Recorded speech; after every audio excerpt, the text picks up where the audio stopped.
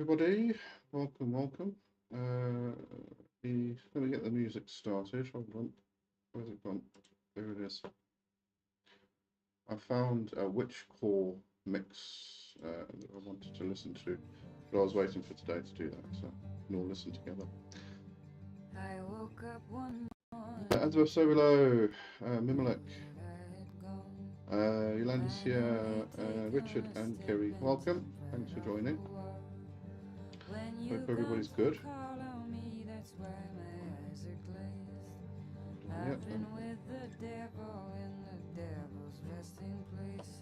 I am loath to say that I've been to stay. I've been with the devil in the devil's resting place. How's everybody doing? When you asked to drink of me, I think hard on the case. Look down to my hallowed cup and take myself a taste. Bitterness is thick like blood and cold as a wind sea breeze. If you must drink of me, take of me what you please. I am loath to say it's the devil's taste. I've been with the devil. I'm having trouble hearing you a bit. Audio settings. Hold on. Let me know if that's better. Otherwise, I will try and turn up the volume. Dragon, hello, Dragon. Okay, let me know if the audio is better though.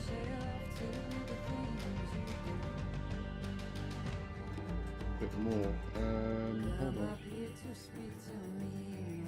Check my audio over here first.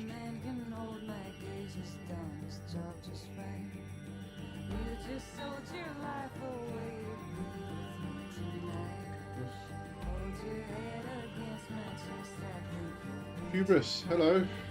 And Prince of Gilgel, hi, thanks for joining.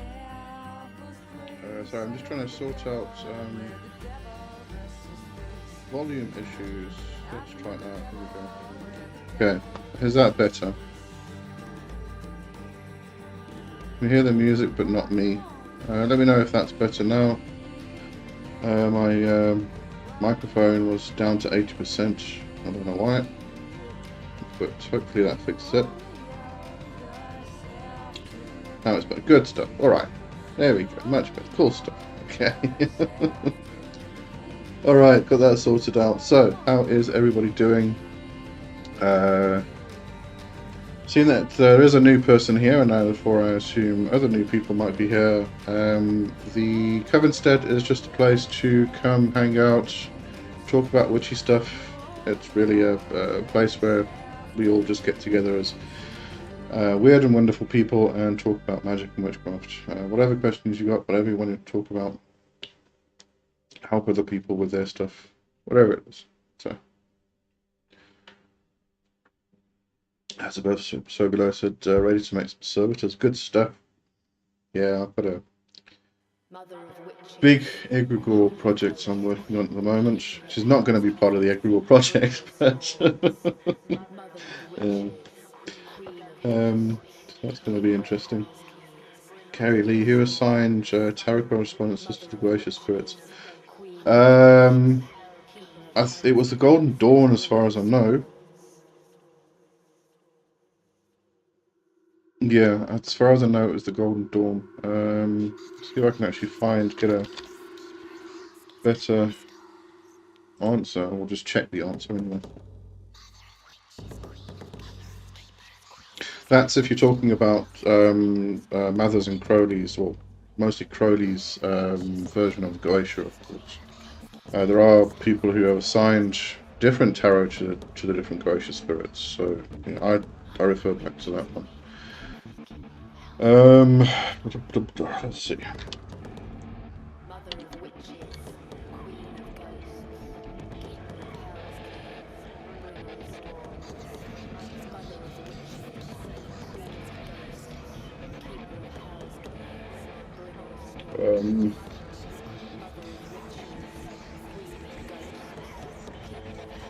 Mimilek, I decided to take a break from energy vampirism. Can't track myself and sucking on the bottom of the tank.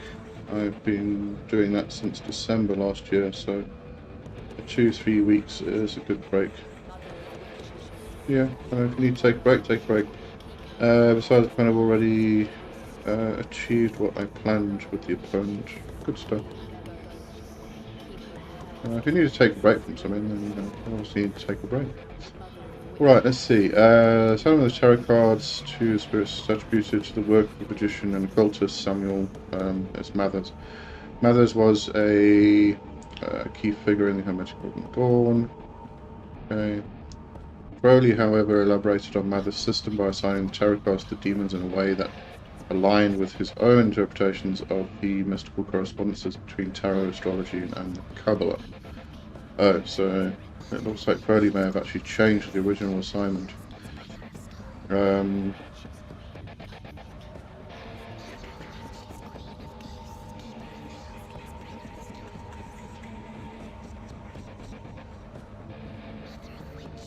Okay, yeah. Plus there's also, I mean, there's a connection with the, Samuel Mathers, one of the founders of Golden Dawn. Because the spirits are also assigned in the Golden Dawn system. The spirits are assigned to the decans, which are then assigned to the tarot, and they come in the sets of 3, obviously, because there's 3 decans to a zodiac. I did research this recently, and I can't bloody remember. Let's just check that out.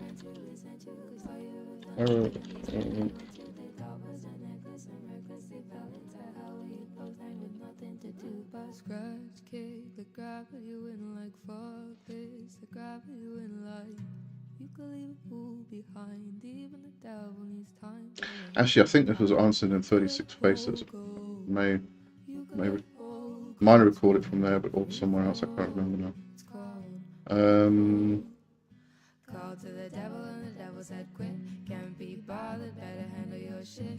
Keep about your wits, man, keep about your wits. Know yourself and who you came in with. Can I sit down? Because if you actually follow the pattern, just pull up my Excel sheet. Sorry. Let's do this quick.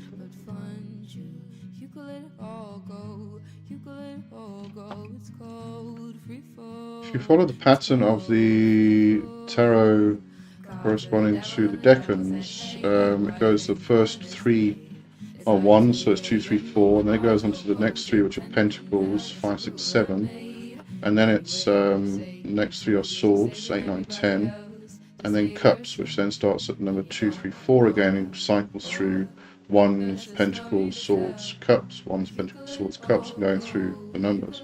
So there's a pattern to it, which is then assigned to the decans, and then Golden Dawn assigned the spirits of the 72 spirits to the decans. So there's 2 sets of 36. There's the spirits you call by day and the spirits that you call by night. So yeah, that's kind of how they sorted their system out anyway. Yolandi said, don't know why, but when you say Golden Dawn, I always think of Heaven's Gate.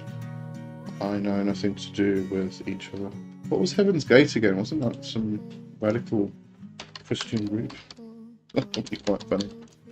We could say that the Golden Dawn was a kind of a radical Christian group in its own right. American new religious movement known primarily for the mass suicides. Oh, okay, right. No, that's very different to what I was thinking. A cult, okay. It was a cult, yeah.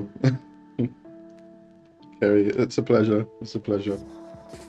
Yeah, there was a whole relationship that I came across not too long back, because I was researching the whole thing for that. I'm developing a system that kind of works with the decans in alignment with the planetary assignments, the spirits, etc., etc. And came across it, and I can't bloody remember exactly what it was now, or why it was actually why they actually did what they did. As above, so below. I'm actually wearing my Heaven's Gate shirt today. Okay, alright then. Sappho's here. Hello, Sappho. Thanks for joining. Haven't seen you in a while. Ugh. Right, what's everybody up to?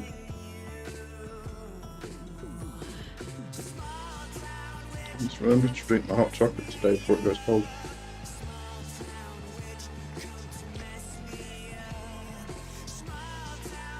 Eve, hello Eve. Thanks for joining.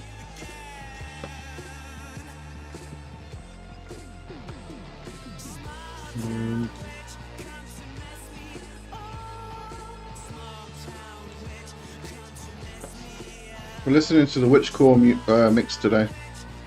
It looked quite interesting, so I wanted to listen to it. But I waited for everybody so we could all listen together.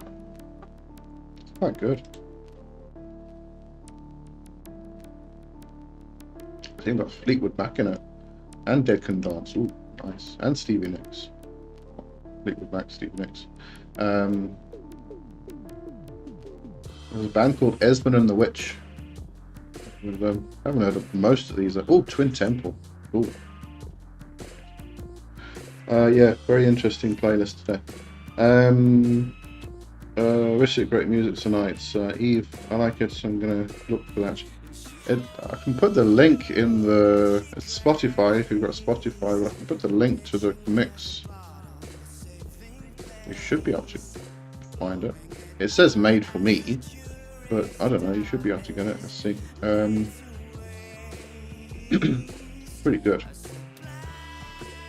Oh, plus there we go.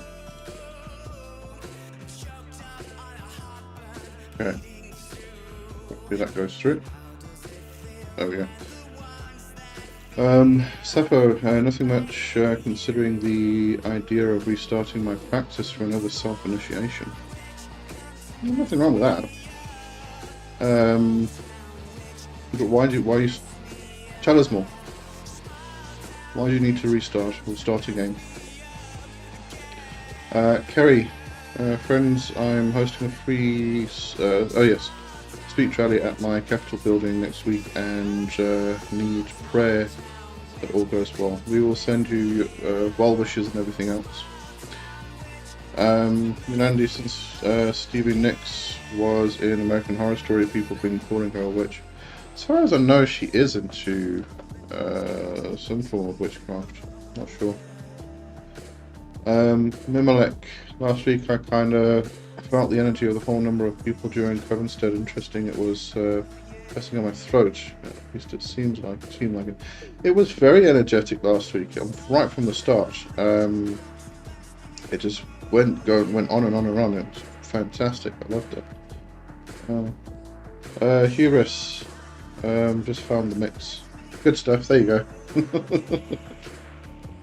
It's really good. And the nice thing, as far as I know, anyway, these mixes, you play them today and tomorrow. They're kind of different. They've kind of shifted things around, which is quite good. So you don't have to put it on shuffle the whole time.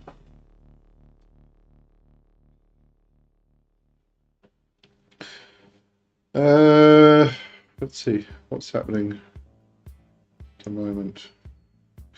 I will be announcing it closer to the time next week. For anybody who is on my Patreon tier on Obsidian Vale or higher, just remember, because I posted it almost like a month ago, the next Obsidian Vale ritual for everybody doing that is on the 29th, so it's next Saturday at 7 PM GMT. But I'll post a notice on Patreon for that. Just close on Wednesday, Thursday time. Should actually put that right there on me journal thing, so I don't forget. Andrea's here. Hello, Andrea. Thanks for joining again. Not the right thing. Here we go. Oops.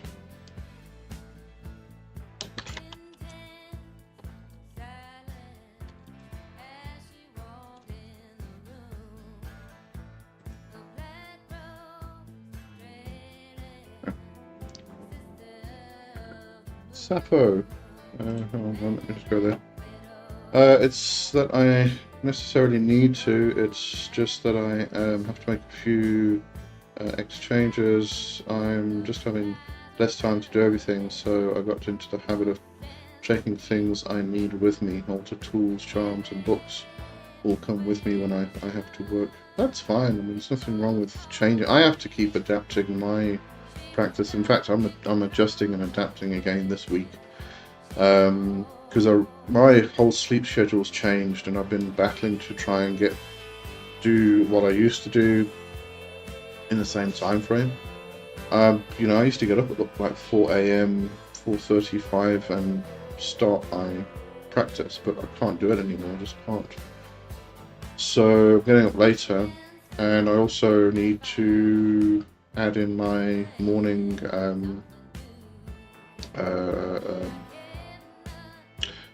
dreaming practice. There we go. I found the words eventually. So I need to wake up early and then get up for a bit, go to bed again, and then practice some dreaming and then get up for the day. So that's just been pushed like later into the morning. So I'm having to adjust again. But yeah, no, I mean, you've got to keep changing and adapting, and things change in our lives, so we have to keep, going with the flow type of thing.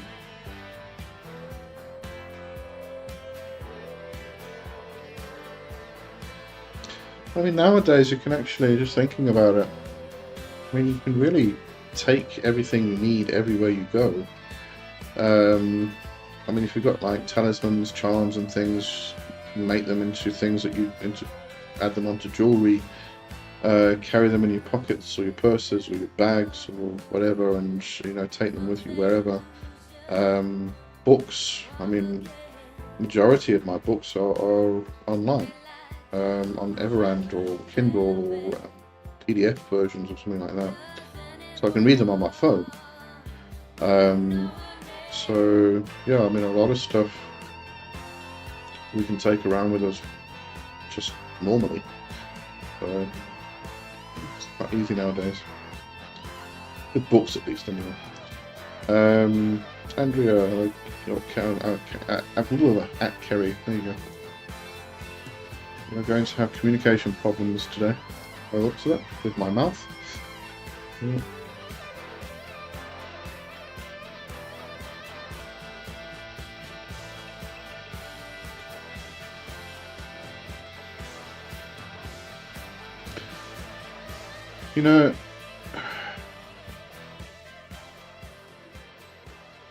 I do not get any. Oh, there we go. I'm live. My screen here. It's been on the we will be starting just now screen for like this whole time, and it's been like 27 minutes. So I can't rely on this YouTube shit. Hubris, I have a backpack specifically designated to going out and doing ritual on the land. Very crap, it fills up fast. Oh yes, I know.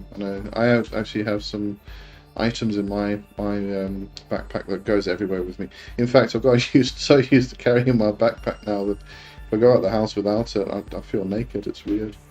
But yeah, I've got a pocket knife.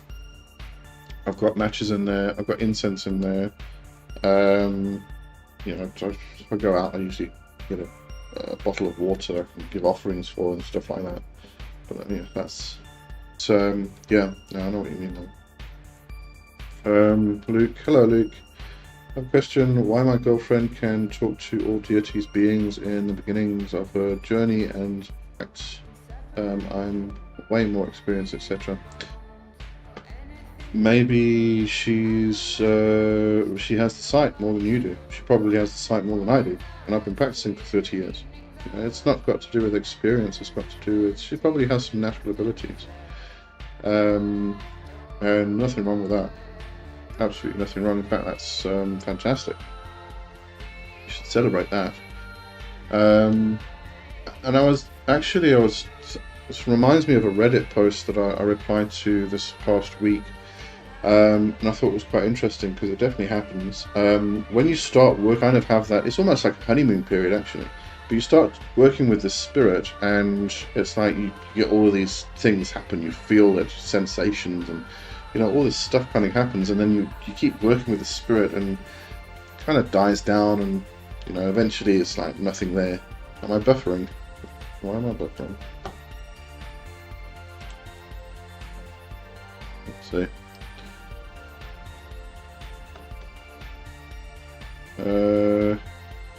Open performance window. Says my stream quality is good. Hopefully it comes back in a second. No data.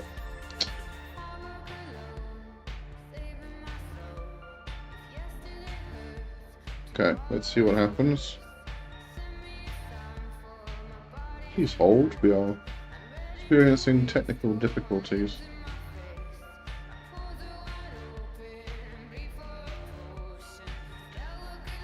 Okay, I think it's fixed. Let me know if that's better.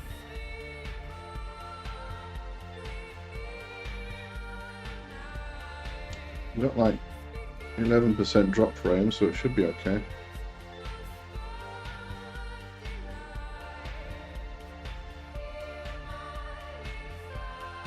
Okay, have I stopped buffering?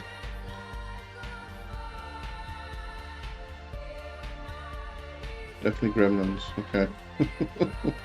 Well, hopefully it's fixed. The picture looks like stop motion.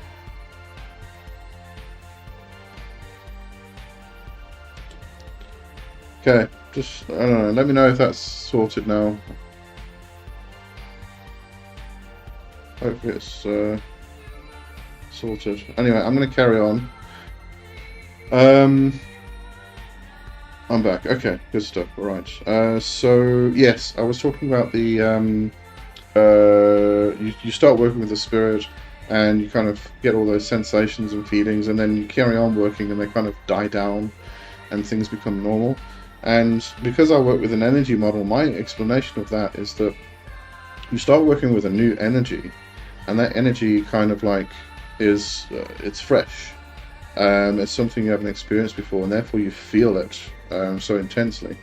And then as you keep working, if you're working with the same spirit on a constant basis, almost like devotional practice, bhakti yoga or something like that, then what happens is you are constantly bringing yourself into the same vibrational frequency as the spirit, and you then start to resonate at the same frequency. So your energy kind of becomes the same, and that's why you kind of have all those feelings right at the beginning, and then they die off because you're basically resonating at the same frequency as the spirit. Okay, let's see. Andrea said, Alistair says, hello.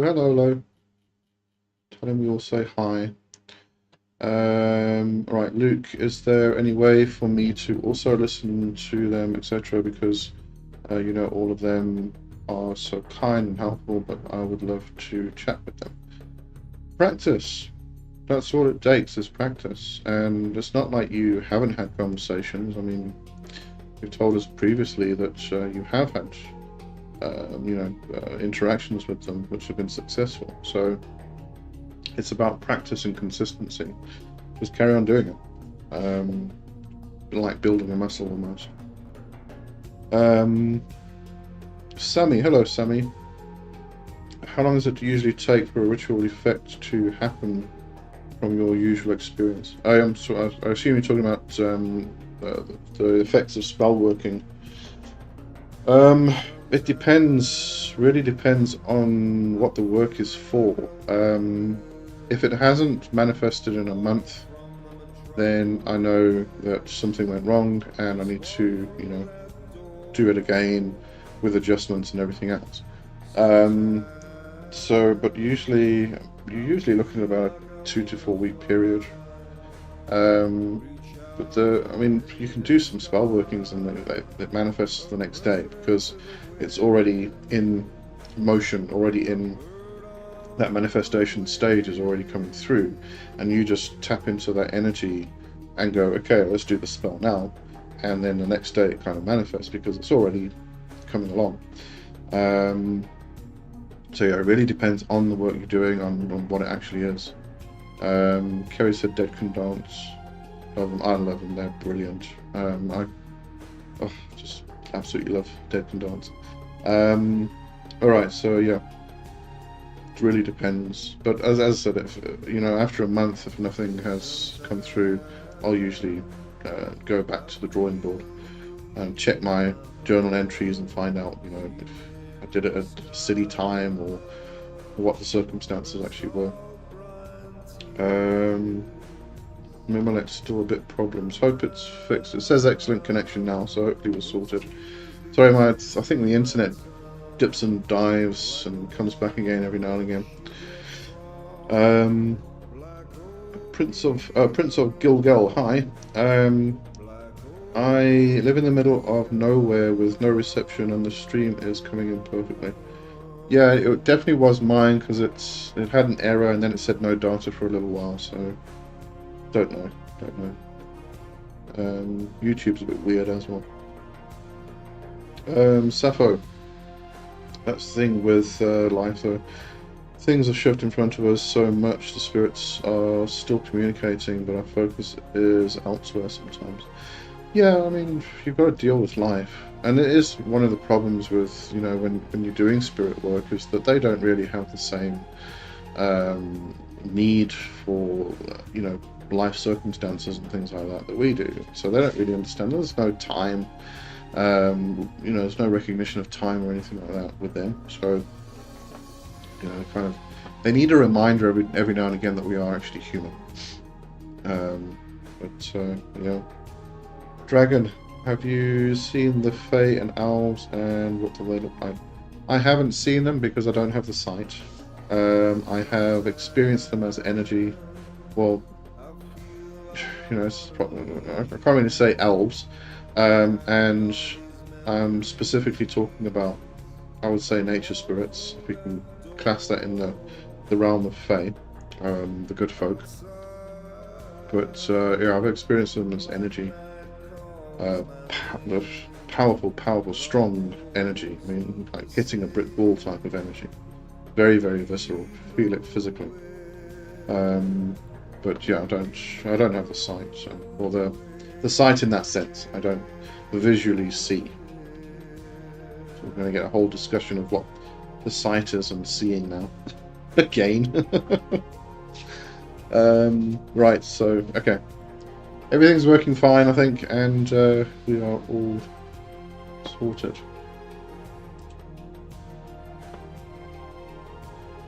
Don't stop now. Carry on with the questions. I did do the book review for Flame in the Cauldron by Ryan Foxwood today. Loved the book. Brilliant book. I think everybody should get that book. So that's this Monday is going to be Necromancy and Death Magic, and then next Monday is going to be the book review for Flame in the Cauldron. And yeah, so if anybody didn't see the note and hasn't noticed, I've moved. What I was doing previously was the week's video, the main video, before this live. As a premiere, but I've decided to move it back to Monday, so that's at its normal Monday slot. Hello TH.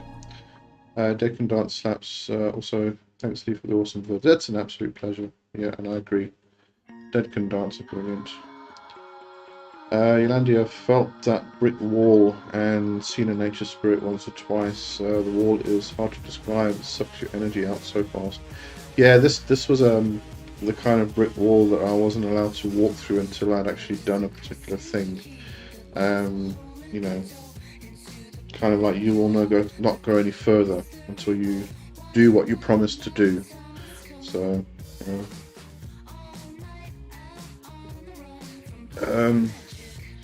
you spoke about singing before, impromptu singing from the heart, like what Dead Can Dance does.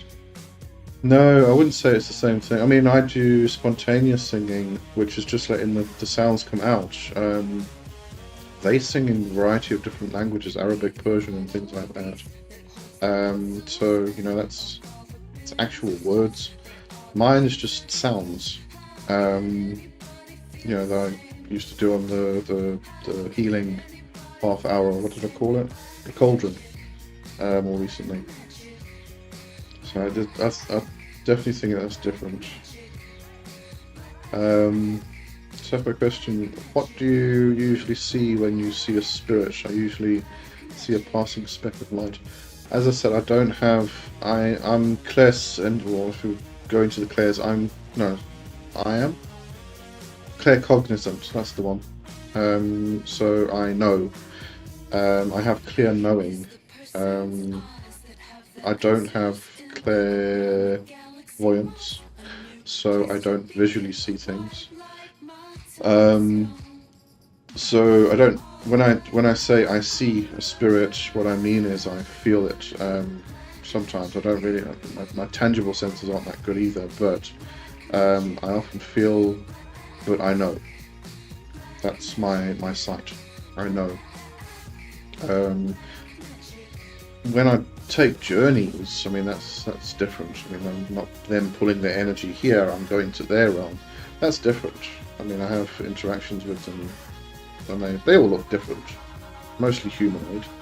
There's none of this, like, you know, dragon with 3 heads and all that stuff. Yeah. Dragon. It's dragon. I hope you don't have 3 heads. What is necromancy and how can we practice it? So, necromancy, if we actually take the word for what it is divination of or by the dead. Jono's here. Hello, Jono. And Eunice. Hello, Eunice. So it's really divination by the dead, and that's kind of what it originally meant. And it was the idea of calling upon the dead to answer questions, to get guidance, to get answers to things we're doing, and, you know, all this stuff. And so it has developed over the centuries and whatnot. But I mean, you can even go back to the Greek. Jake Stratton Kent talks about this. You know, we talk about the Goetia spirits a lot here. But the word Goetia, actually pronounced Goetia, is a Greek word. And the practitioners were the gauche of this particular magic. And it really refers to necromancy. And funerary rites and things like that. So it's all about the dead, interacting with the dead, but it can also include nowadays grief counselling for people who have lost their loved ones. There's some people who act as mediums to actually allow the dead to talk through them. There are people who act as psychopomps who help the dead across. So it's all about working with the dead, but largely that aspect of the mancy part is, you know, speaking to them, getting answers to questions, and guidance and protection and such things. So the whole big thing. I'm actually creating a huge course. It's a massive course actually on necromancy. Right, so Eunice asked or said, hi, just subscribed to your channel yesterday. What would be, thank you by the way, thank you. What would be really helpful to understand is, what is your worldview? Oh, goodness me. Could you describe for a 5-year-old what reality is to you? No.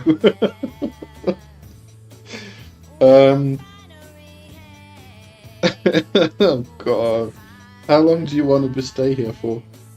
Let me try and put it in a nutshell, if I can. And this is only a portion of the worldview. I mean, the worldview is your entirety of how you view the world and the cosmos and the universe and everything. God. So, at this point in time, it keeps changing as well. Remember that. At this point in time, I have the understanding that we are one big thing. In fact, I can actually go to the extent of saying that we are all a singular soul. And we are here experiencing what we're experiencing in order to have those experiences from different points of view. Now, when I say one soul, that's like a big overarching thing.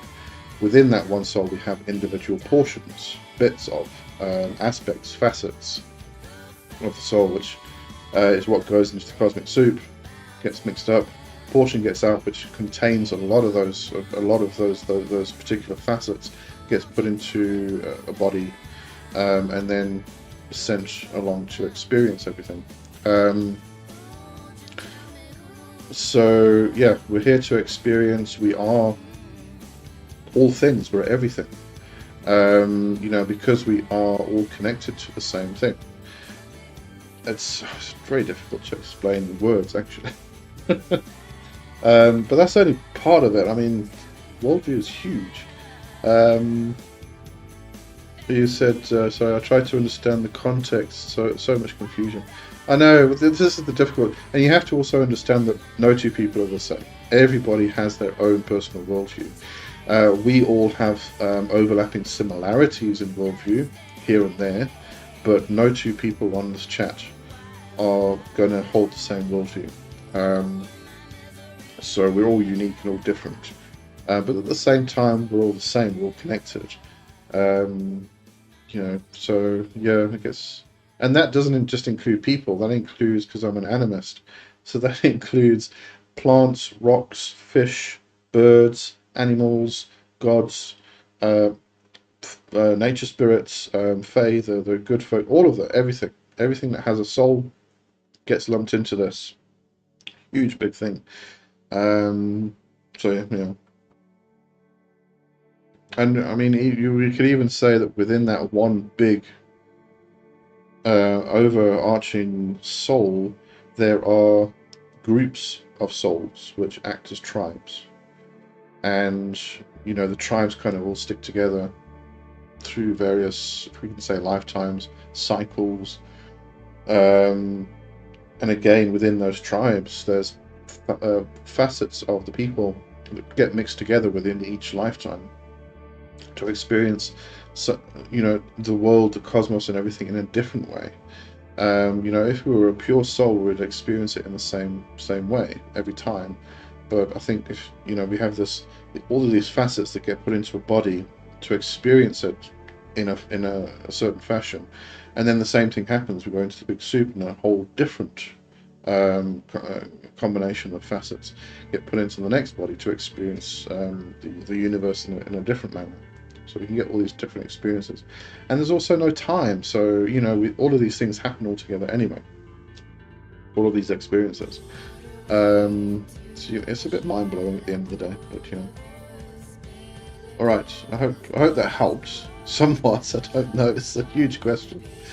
All right, Sappho. Another question. I activated a sigil for offerings last night. I'm in a contained area. This time I felt a calm breeze. Oh yeah, no, yeah.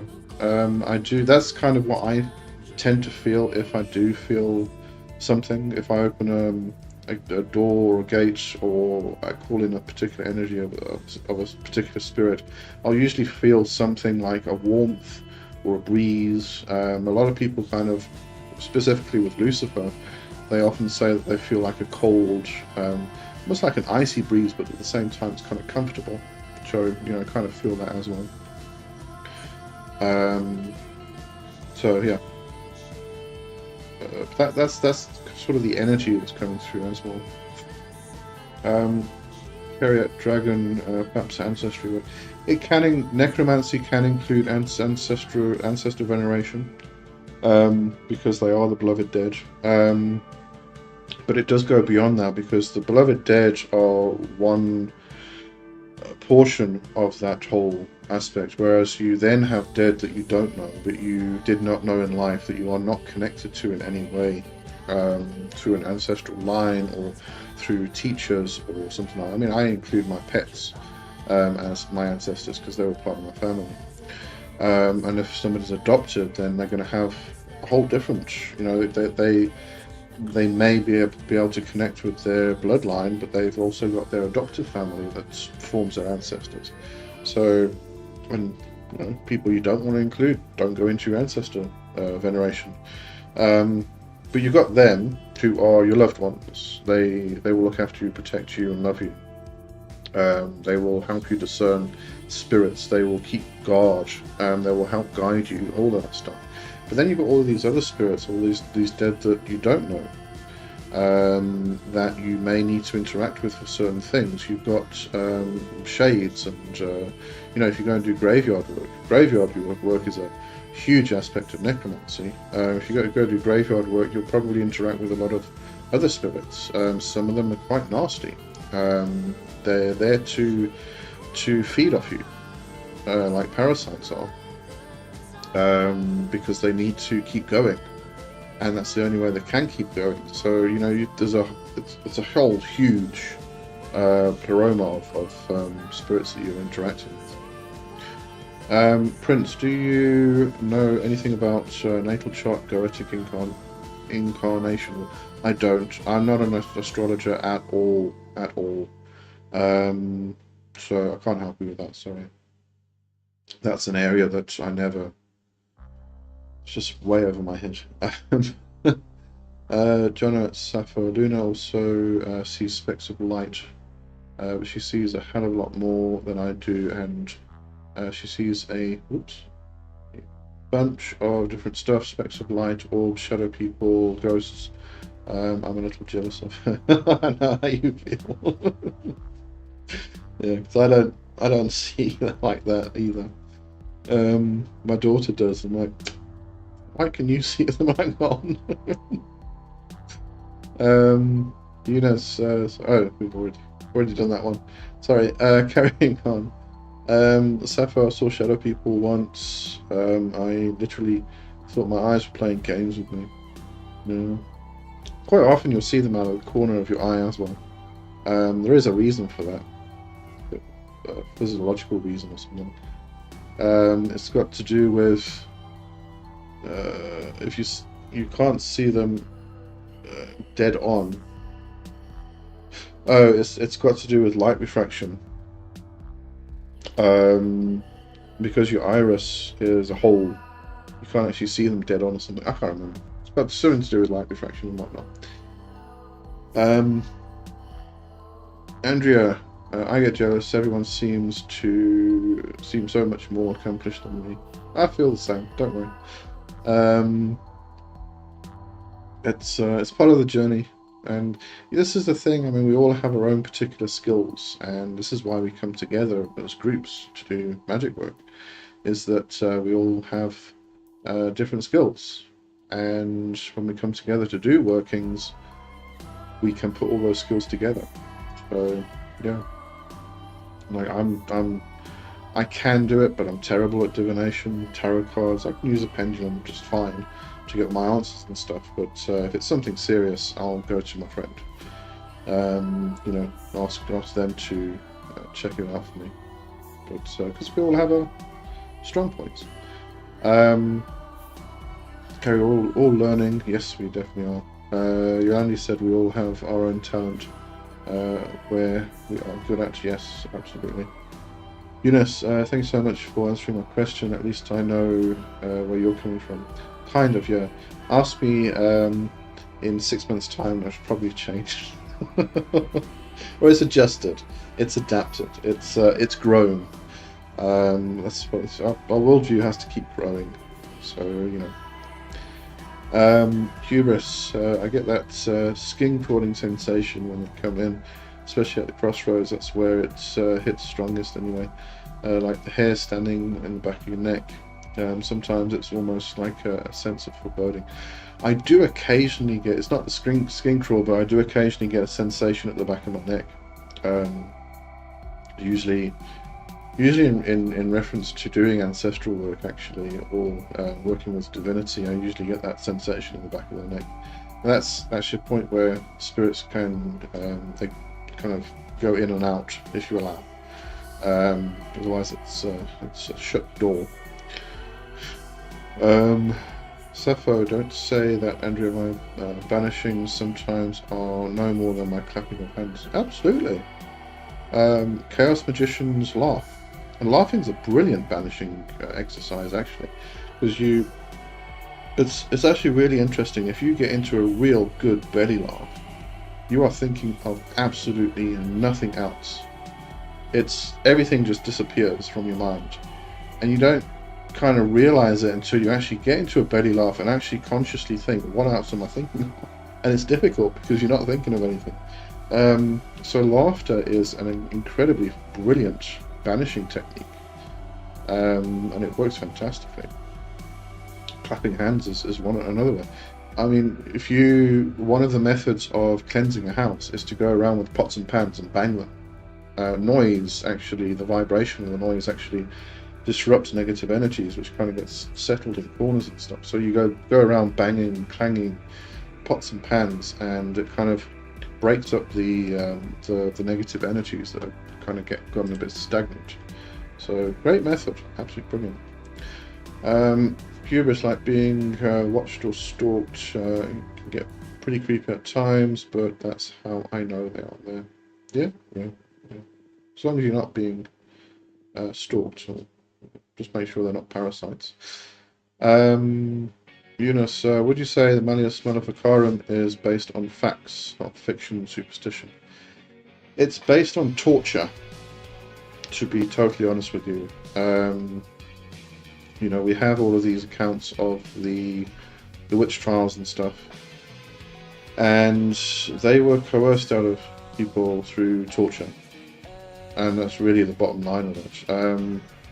Did the witches fly to the forest on their broomsticks and experience the goat or the black man in the forest, the devil? Did they kiss his Did they kiss his hindquarters? All of that stuff. Did it happen? Possibly. Don't really know. Have people built a practice around that? Absolutely. Does it work? Yes, it does. Because that's become a thing. And yet, a lot of it is based on the witch trials. But unfortunately, we don't know how much of those records were actually true and how much were just based on torture, really. So, difficult. But yeah, I'd definitely not recommend anybody read Malleus Maleficarum. It's written from the perspective of the victor, who was the witch hunter. Very bad perspective. Hubris at Andrea, don't be discouraged. I can't see them out really here, or really hear them that I'm aware of. It's a bodily sensation that took a long time to pick up on.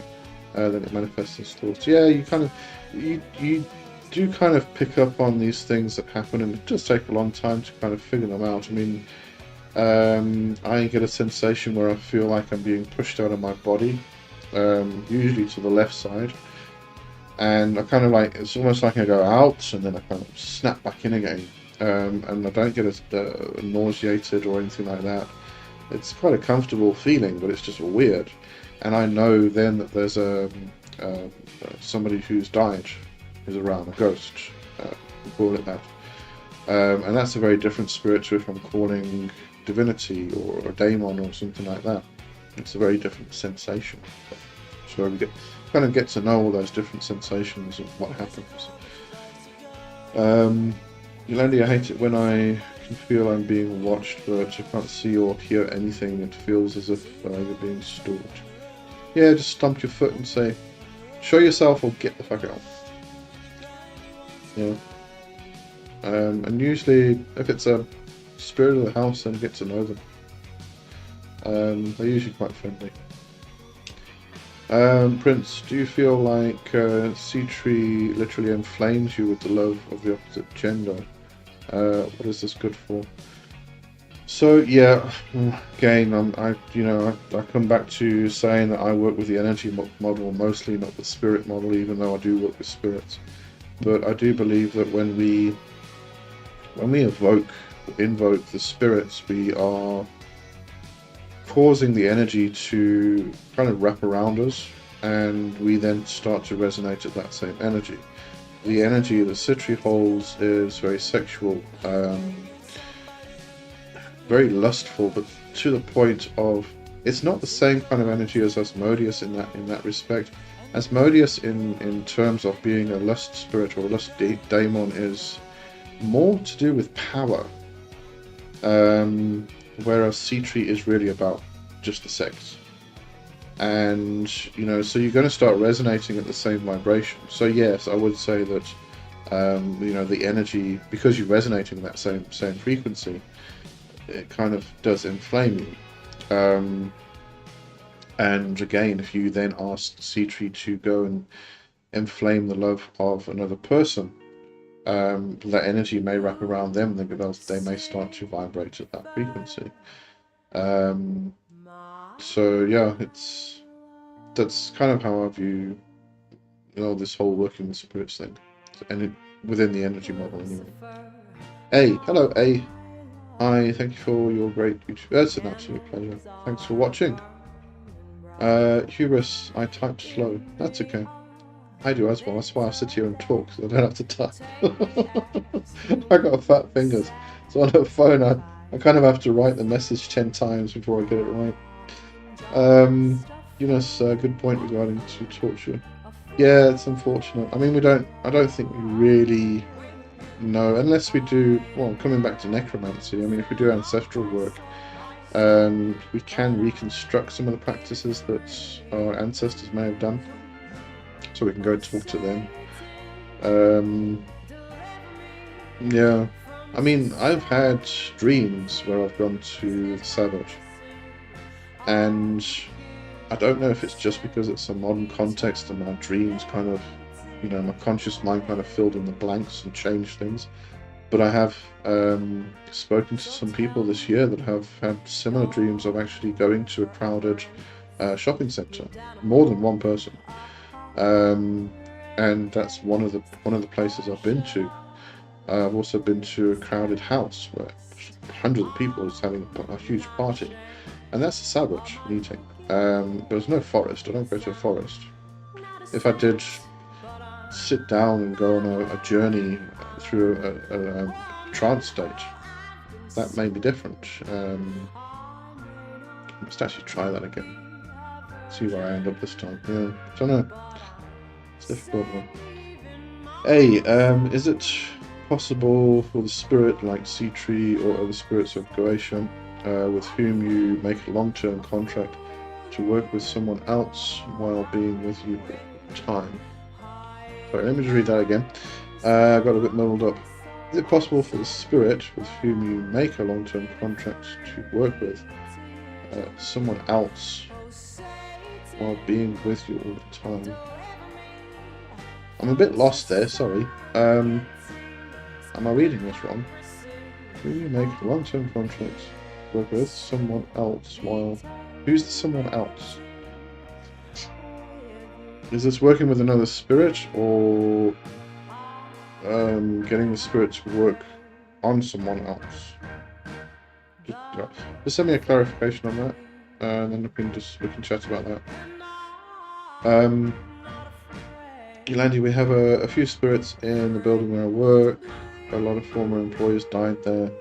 There is one that is very considerate, holds the lift open for you. When you get in, there is no one. Gets pulled off, and when there is no one around. Ooh, the bus boy. That's quite cool. Prince, thanks for the clarification. Really helps. As long as it helps. If it doesn't, just ask the question again, and I'll see if I can answer it. Yeah, I'm just waiting for A's response to that. Let me just read that again. Sorry, I got a bit lost. It's possible to spirit make onto a contract with someone else while being with you all the time. Yeah, no, sorry, I'm lost. It's my fault. Just let me know what that means. Church and state just don't seem to know. Okay, anyway. Oh, sorry, let me get to A first. For example, I made a long-term pact with C-Tree. Is C-Tree with me all the time? Oh, or he might get summoned by other people too and help. Okay, so you have to remember this isn't a physical being. It's not like you know, going to your neighbor and saying, "I'm making." You have to work with me all of the time, and then they get a call from their brother or sister, and they have to go and meet them. These are fifth dimensional beings. They are everywhere, all at the same time. There is no such thing as time and space, really. They're really kind of consensual constructs. So you'll find that a spirit can work with multiple people at the same time. And there's a couple of other ways to view this as well. One is that the spirit can work with, you know, there is no space and time, therefore, and they're fifth dimensional beings, therefore they can be everywhere all at the same time. Another way to view this is that when you make a contract with a spirit, they'll probably give you a familiar. This is kind of traditional law or traditional witchcraft law type of stuff, or folklore, where they actually give you a familiar to work with. Another way to look at this is very similar to the first one, actually. You connect energetically to them. A bit like if you had like a ball of energy and thousands and thousands of energetic lines coming out, and they're all connecting to all different people. And one of those threads of energy is connected to you. So you kind of connected energetically to the core, as it were. But, you know, it's kind of a physical way of viewing it, and again, there's nothing physical about any of this, so yeah. Don't think that, you know, if you're working with C-Tree, that C-Tree has to go somewhere else when somebody else summons them, because C-Tree is probably being, you know, any of these spirits at any given time are being called by hundreds and thousands of people, so yeah. Yolandi, I was at a wedding in the First Anglican Church in Cape Town. Kept seeing one of their priests in full garb from the corner of my eye. Yeah, it's like usually out of the corner of your eye you kind of see them. I must find out what that's. You don't. If you look at the spirits directly, they disappear, and there's a reason for that. I do think it's got to do with light refraction. I can't remember exactly. Anyway. Sappho. That's what I wanted to ask. Tips for opening portals, gates, if you please, Mr. Lee. Alright. What gates do you want to open? You know, it depends on what you're trying to open. And I say that because if you are trying to open the gates to the Sephiroth and the Tree of Life, for instance, that's a very, very different method to if you were standing, if you want to open the gates to like Spirit Realm, or you want to, what I've done also before is worked with the elements and the different cardinal points, and open the gates to the elements that I actually want to pull in. So you kind of pull in the raw energy and then add it to Talisman or Servitor or something like that. So that's kind of like, almost like ripping and pulling open a rip in time and space. To put it sci-fi-y. Yeah, there's a lot of different ways you can do this. If you actually if you go demonology route, Connolly's got a fantastic book, but you can only get through her email list, so you have to go join the email list on her website. It's called Infernal... never bloody name. I can never pronounce the name. Put it that way. Hold on a sec.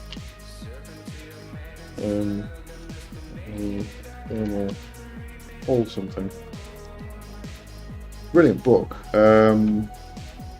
She also has the Abyssal Angels. It's called Infernal Colopatiron.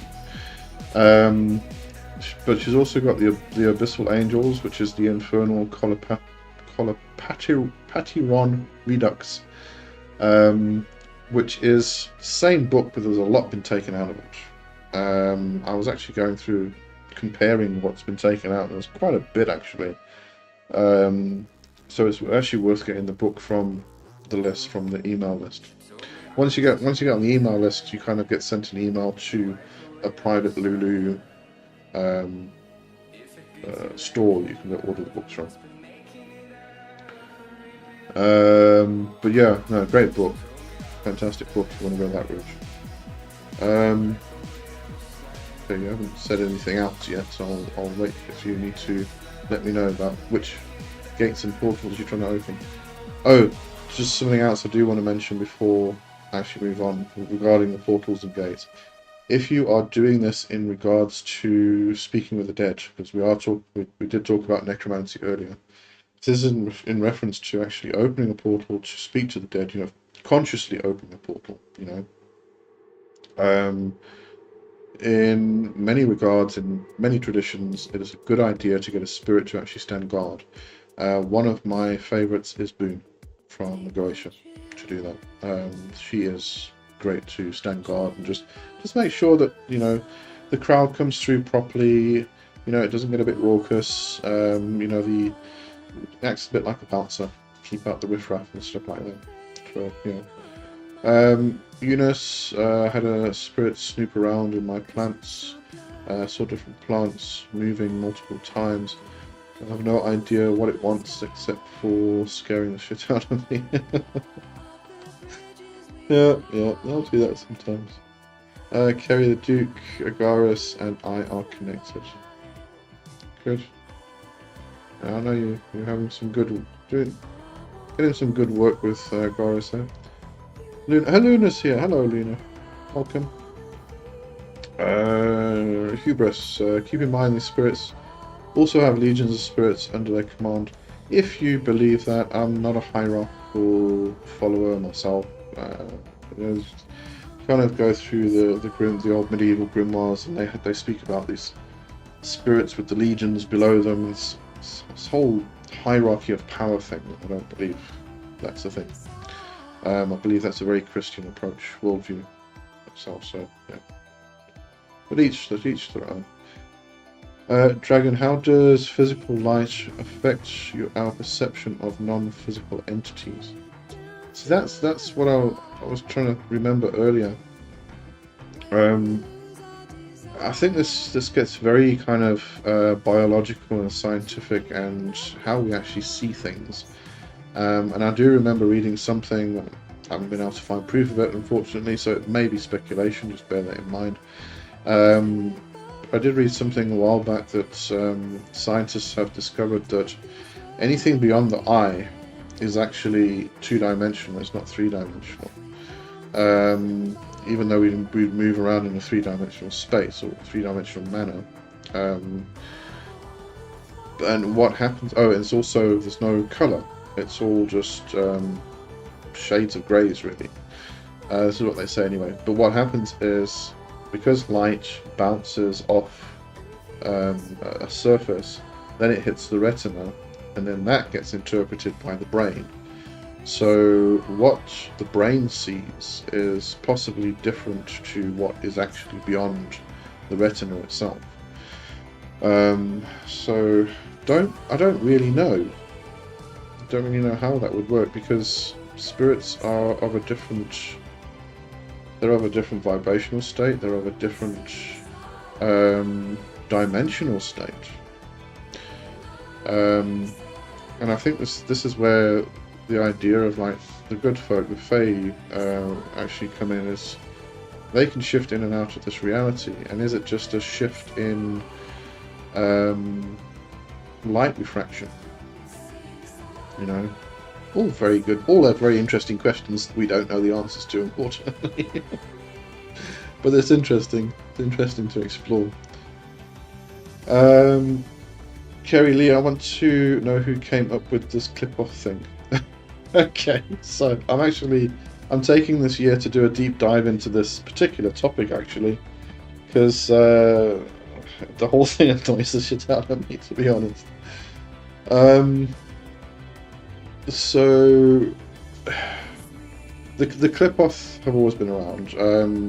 You go back to the was it the Sefer Yetzirah? Was it the Sefer Yetzirah? I think it was the Sefer Yetzirah. Anyway, back to one of the old Kabbalistic texts, and they started talking about the clip-off.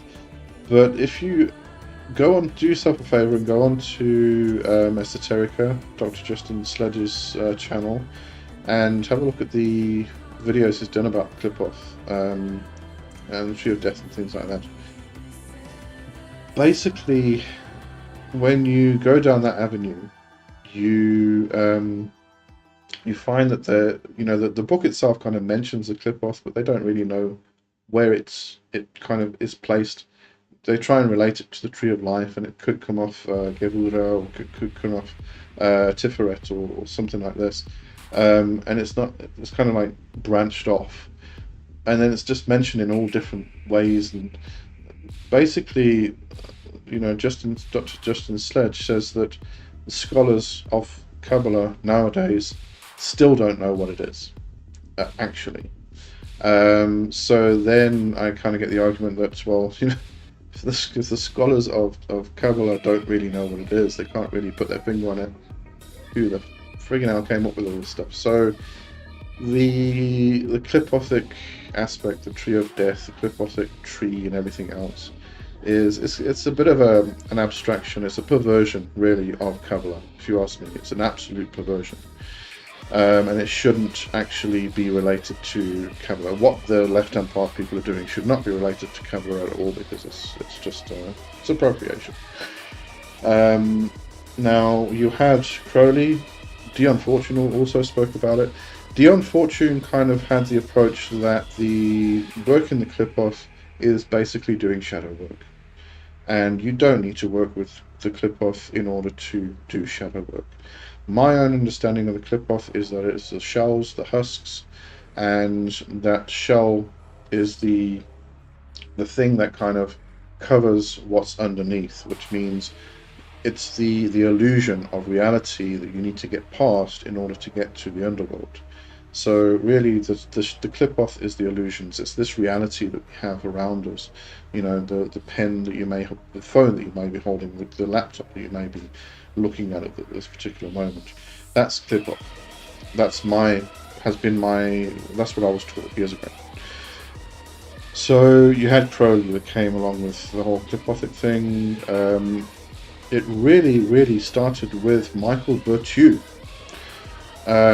who was, where was he born? He was born in the States. He went to Haiti, I think, and got initiated into some other Vodun thing, and then came back and started this whole Gnostic Vodun cult thing. And he also became a head of the blacks. Hang on. Let me just find the proper names here. Otherwise, I'm gonna sound like I'm talking shit. So Michael Berthieu.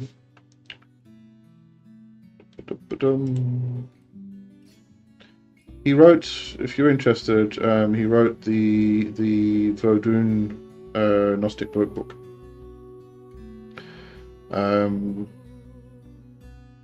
What was that? Because Grant talks about this a lot.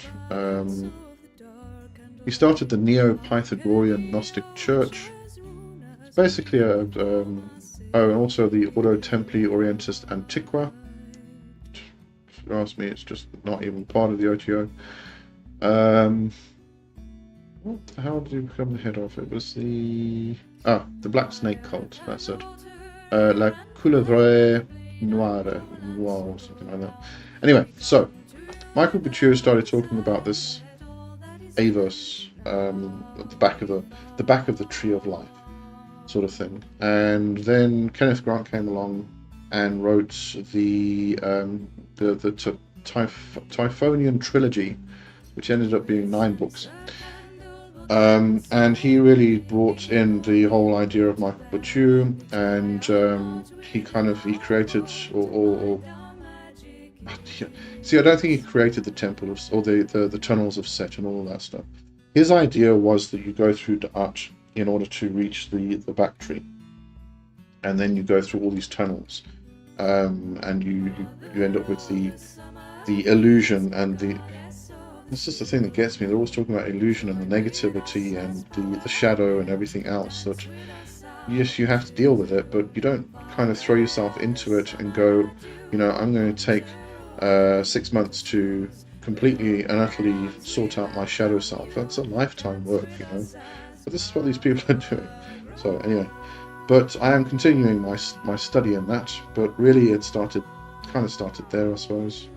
It really did hit the mainstream with Kenneth Grant and his trilogy, extended trilogy. We really want to just put it into a nutshell.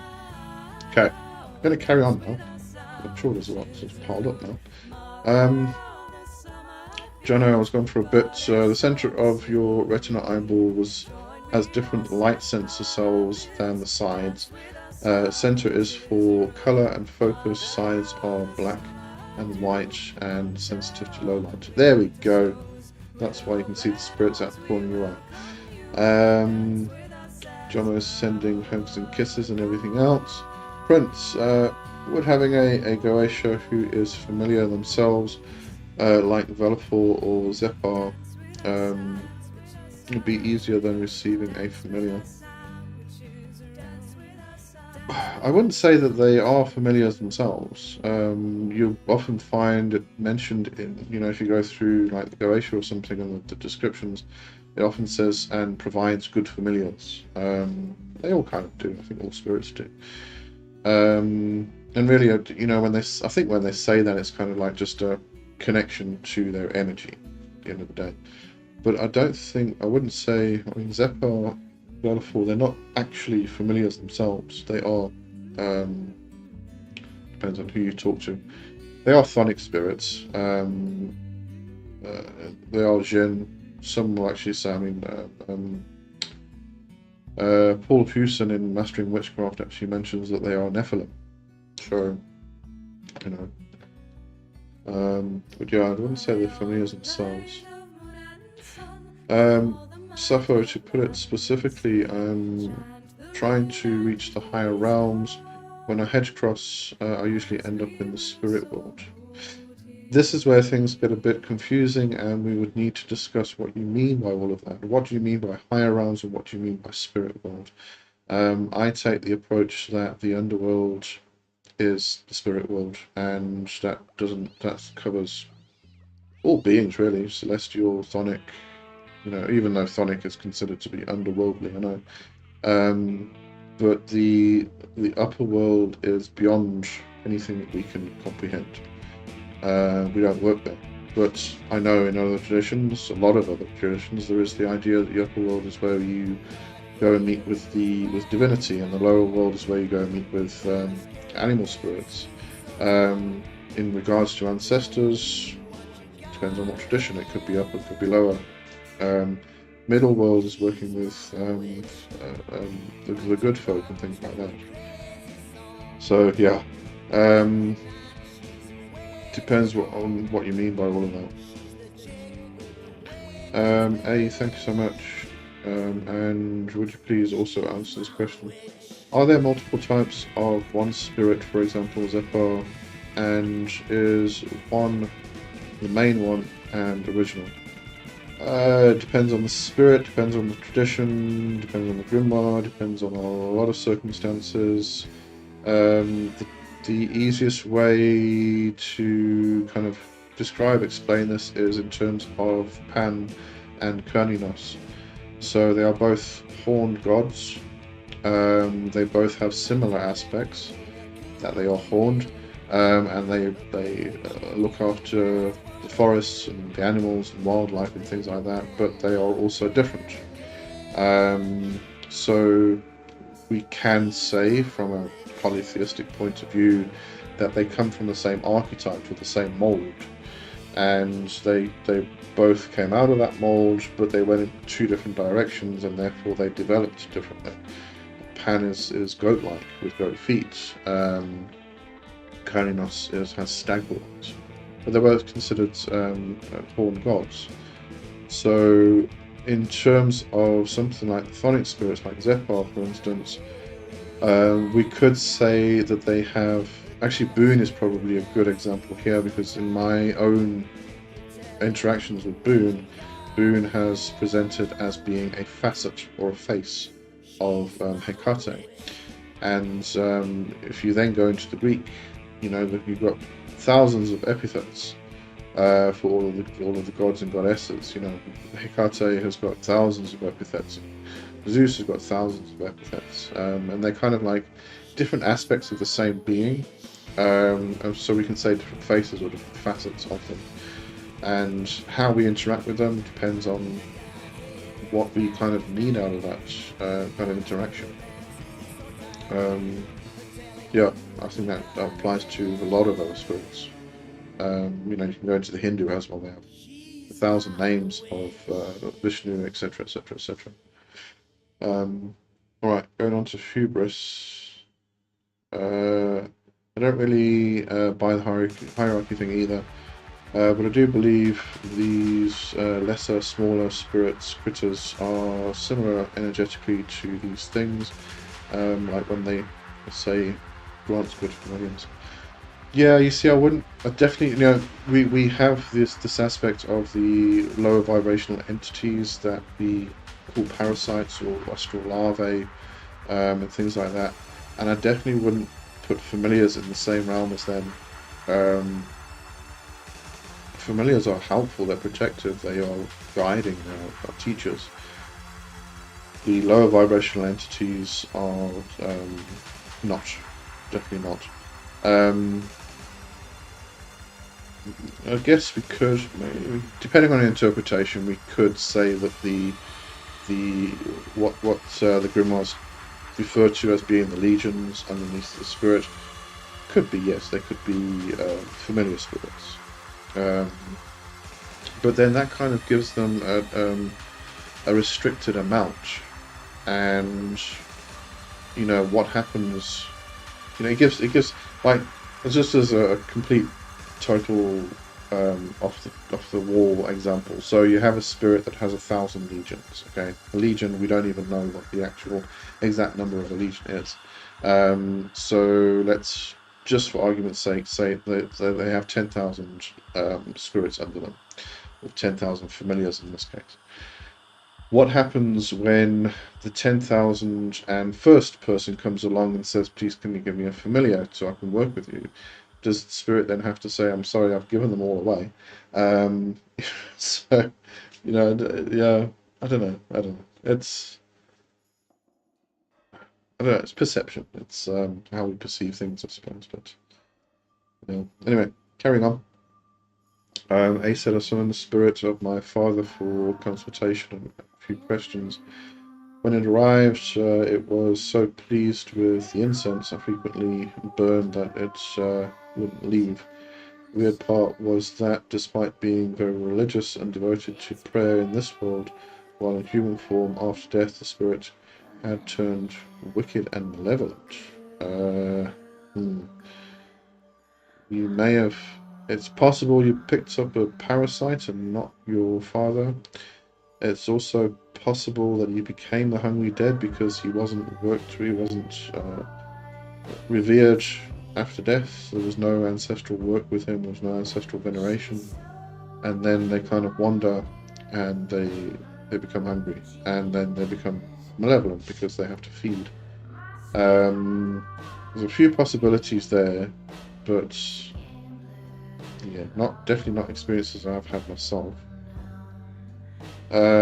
Usually in reference to that, people who were devout and they went to church and they prayed all the time, kind of pass on over to the other world, and then the family contact them, and they're usually very, very different, because they have access to a lot more than they did when they were in physical form. So they understand a lot more about the cosmos, you know, the other world and everything else. But yeah, it turned wicked and malevolent. It's possible that he became Hungry Dead. I'm not entirely sure. Hubris, view these potential good familiars as the Legionnaires, kind of like Queen of Alfheim and the Fae of that make. If that it does make, yeah, it does make sense. I do get what you're saying. Yeah, it's quite an intriguing possibility. Jono said Sefer Yetzirah was like the first book that formalized Kabbalah. There were other people talking about those concepts there, but that was the first big hit. Dr. Sledge has a video on that book. Yep, yeah.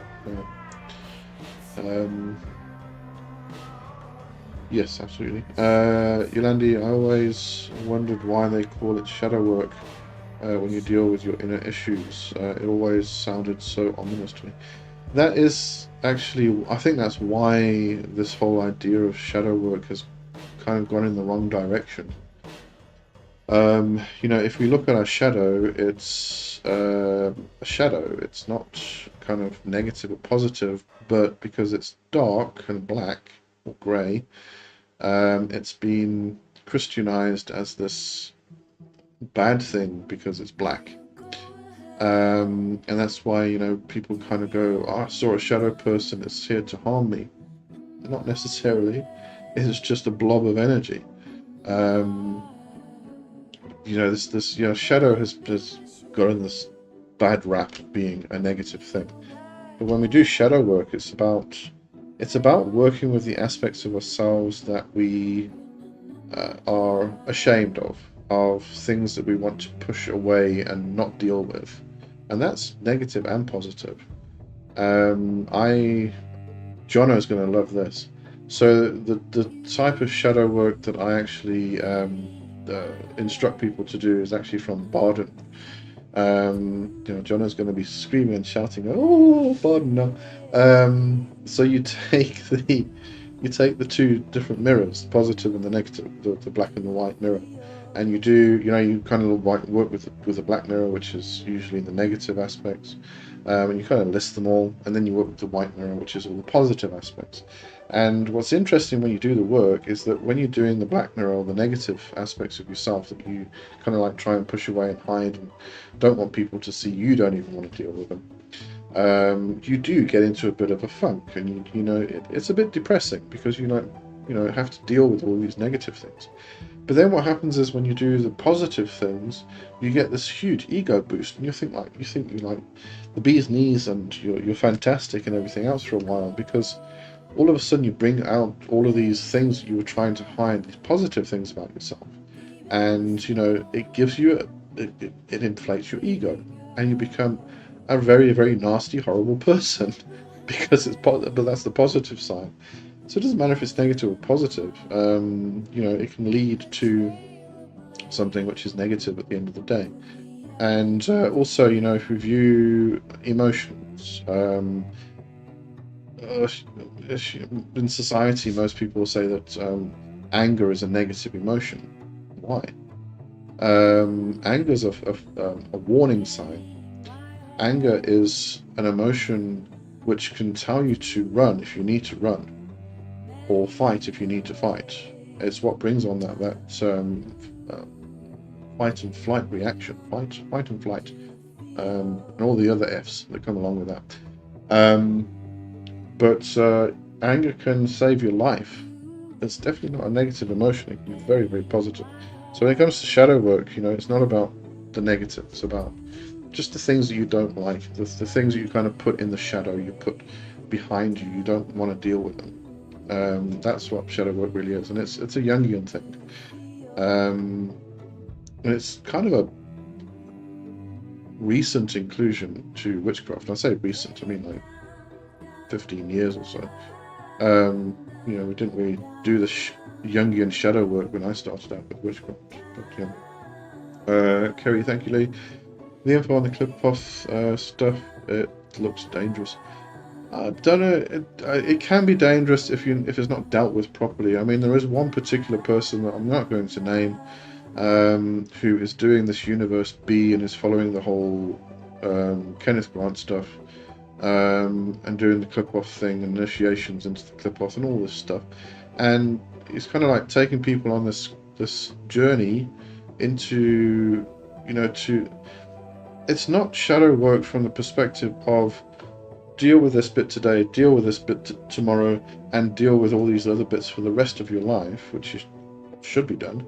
It's kind of like, there's this huge big ocean, and we're just going to throw you in the middle of it and see if you can swim or not. And if you can't, sorry, nothing we can do about it. There's no support. So yeah, it can be quite dangerous from that perspective, because people can break themselves. They can go through psychosis. It's a bit stupid. Absolutely stupid, if you ask me. Sappho, that's a good interpretation of clip-offs, but I warn anyone pursuing that. To experience it properly, you have to tear yourself from your ego. That is one aspect of it, yes. But that's also, if you go through just the Golden Dawn and Thelema approach, just working with the Tree of Life itself, you get to Dart, you have to pass the void or the abyss. It's the Night of Pan, which is really just all that really boils down to is having a dark night of the soul. That's what it is. But your ego gets stripped away from you.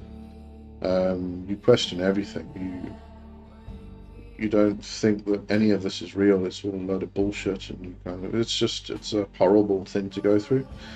And it can take a long time to get there, and a long time to get out of it, depending on if you've got the support or not. This is the thing, you have to have the support.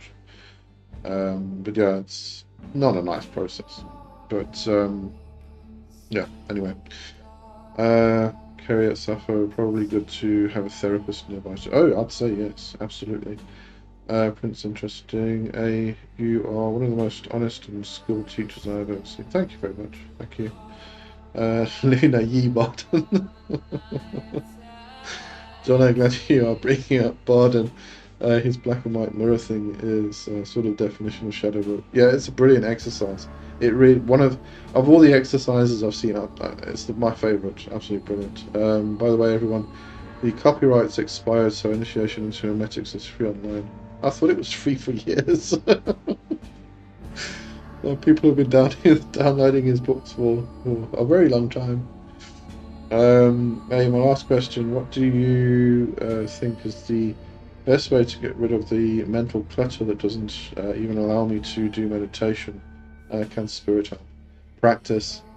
It really is going to be practice. It's about being kind to yourself as well. When you sit down, you meditate, you're going to get the screaming, the shouting, the train station going through your head, the monkey mind, etc., etc. It's just, we all have it. And even now, I still get it sometimes, because sometimes my mind's just a bit more active than usual, and it's difficult to shut it off. But I've also been practicing for a long time, so I kind of know the little tricks here and there that work for me. So it really is about practice. It's also about finding out which methods work for you, because there are a lot of different methods to meditation, and to also quieting the mind. And in regards to the different methods of meditation, some of them actually work with the clutter, with the screaming, the shouting, the monkey mind, all of the thoughts that are racing through your head. There are some which cause you or force you to focus on different sounds that are around you. There are some which actually tell you to think about, just watch the thing just go crazy. All of these thoughts going past, just watch it. Don't try and push it away. Just watch it. Let it go by. Let them all go by. But watch what is happening, and allow the experience. Allow it to be part of you, because it is part of you. Another one will actually say, let it go for a while. Let the thoughts kind of go past and go crazy, and then hold on to one thought. Grab one thought and hold on to it for the entire practice. And that's a brilliant way to do it, because that is one-pointed focus. You are holding one thought in your mind for the entire meditation practice. And when you're forcing yourself to hold on to, I don't like you actually using the word force in this term, because you're supposed to be gentle with yourself. But you're holding on to that one thought, and then all of the thoughts cannot inhabit that one space, because you've forced or causing this one thought to stay there. So there's loads and loads and loads of different practices, and some you may find that music helps, you may find that chanting helps, other people will find it distracting and the monkey mind goes crazy again. So it's about practice, it's about finding the methods that work for you. It's really what it is, my very long answer to actually quite a short question. John, I wanted to say another Barden thing. He explains shadow people in his book. He says they are like thought forms created by people thinking of someone who passed away. A magic teacher says sometimes there's a ghost underneath the shadow person, but most of the time it's empty underneath the shadow person. See, I think the shadow person, people are just entities of any kind which just haven't been identified by the person, therefore they cannot take form. They only take form because we give them form, and that is because we then have an identification, and therefore we can start formulating what they look like, or what they might look like to us, and therefore they start, they're no longer this dark blob, because we start to give them form, because we give them identity. Before that, they're just identityless entities that have kind of come along, but they can be of any type. Absolutely any type. Not ghost, or they can be ghosts, but they can be jinn, they can be gods, they can be this, they can be that. Not so much gods, I suppose. I guess it depends on the person's psychic senses, how they're developed. Trey, let me go back to Matt. If you are working with demons and giving offerings, is doing traditional spell work kind of irrelevant, since you can just ask the demon to do your will? No, do the spell work as well. Do all of it. Find out which methods work for you. I mean, you might find that spell working actually works better than calling the demons, spirits. You might find that working with spirits in particular circumstances work better than doing spell work. And when we're talking about spell work, what spell work are we doing? Are we doing sympathetic magic? Are we doing contagion magic? Is it puppets? Is it candle magic? Is it making a talisman?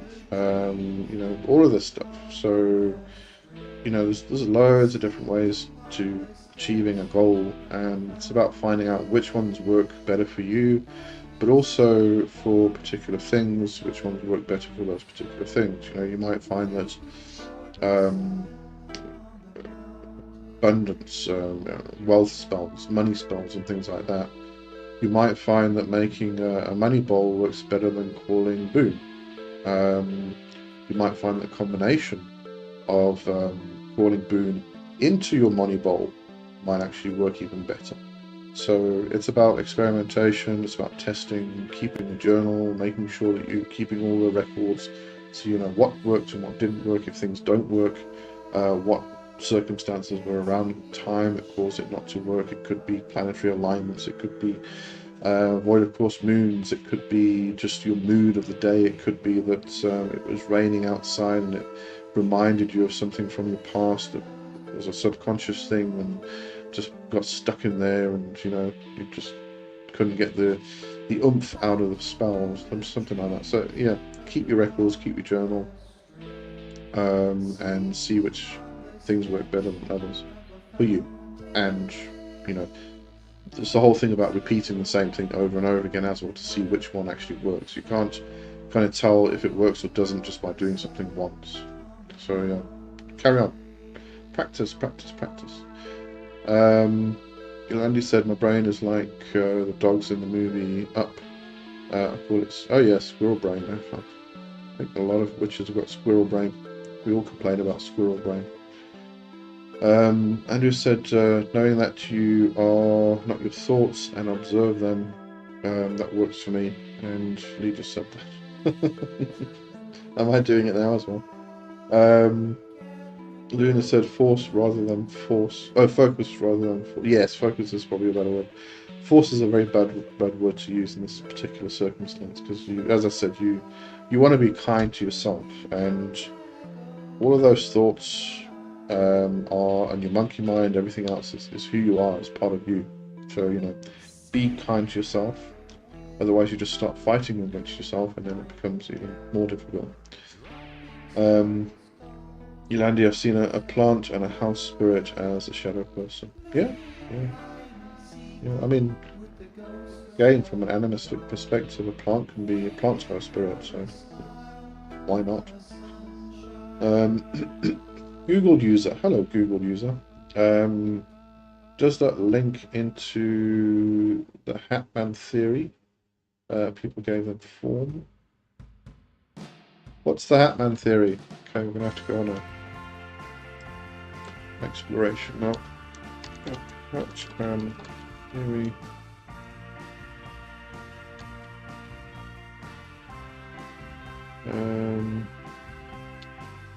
The Hatman. Oh, shadow person. Hatman is commonly associated with sleep paralysis. Oh, okay. Alright, yeah, now I know what I'm talking about. Alright, sorry, let me read that again. Does that link into the Hatman theory? It can do, but it's not really.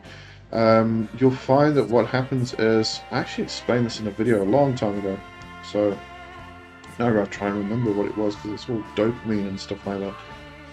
What happens is, when you are experiencing sleep paralysis, you go through a terror experience, and that causes a lot of chemicals to be pumped into your system.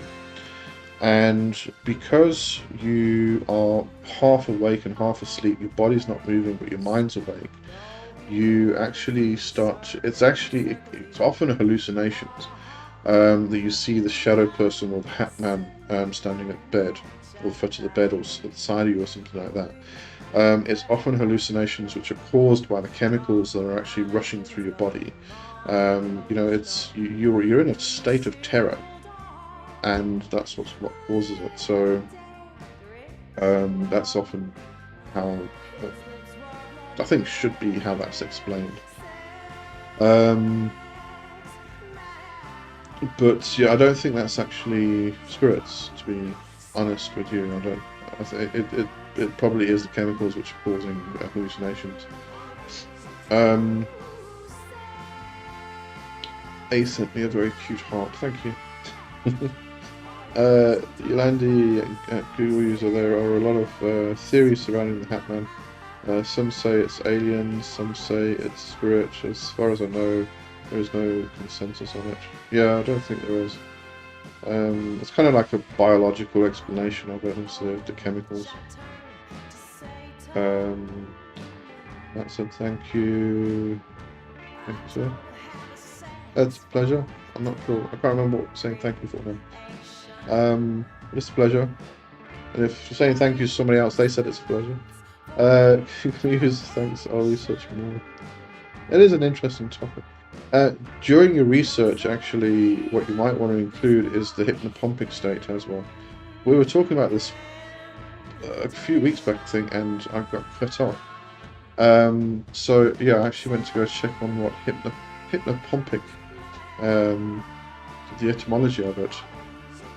No, I can't remember. Let me go again. So you've got two states when you're going into sleep and coming out of sleep. So when you're going into sleep and you hit that between state where you become paralyzed, that's it, or the in-between state is a hypnagogic state. And if you have sleep paralysis during that period, the panic is a lot more severe. When you are experiencing it coming out of sleep, it's not as severe. Which is usually when I get it. If I do get it, it's not very often. But I wanted to actually check why it's called hypnopompic, because we have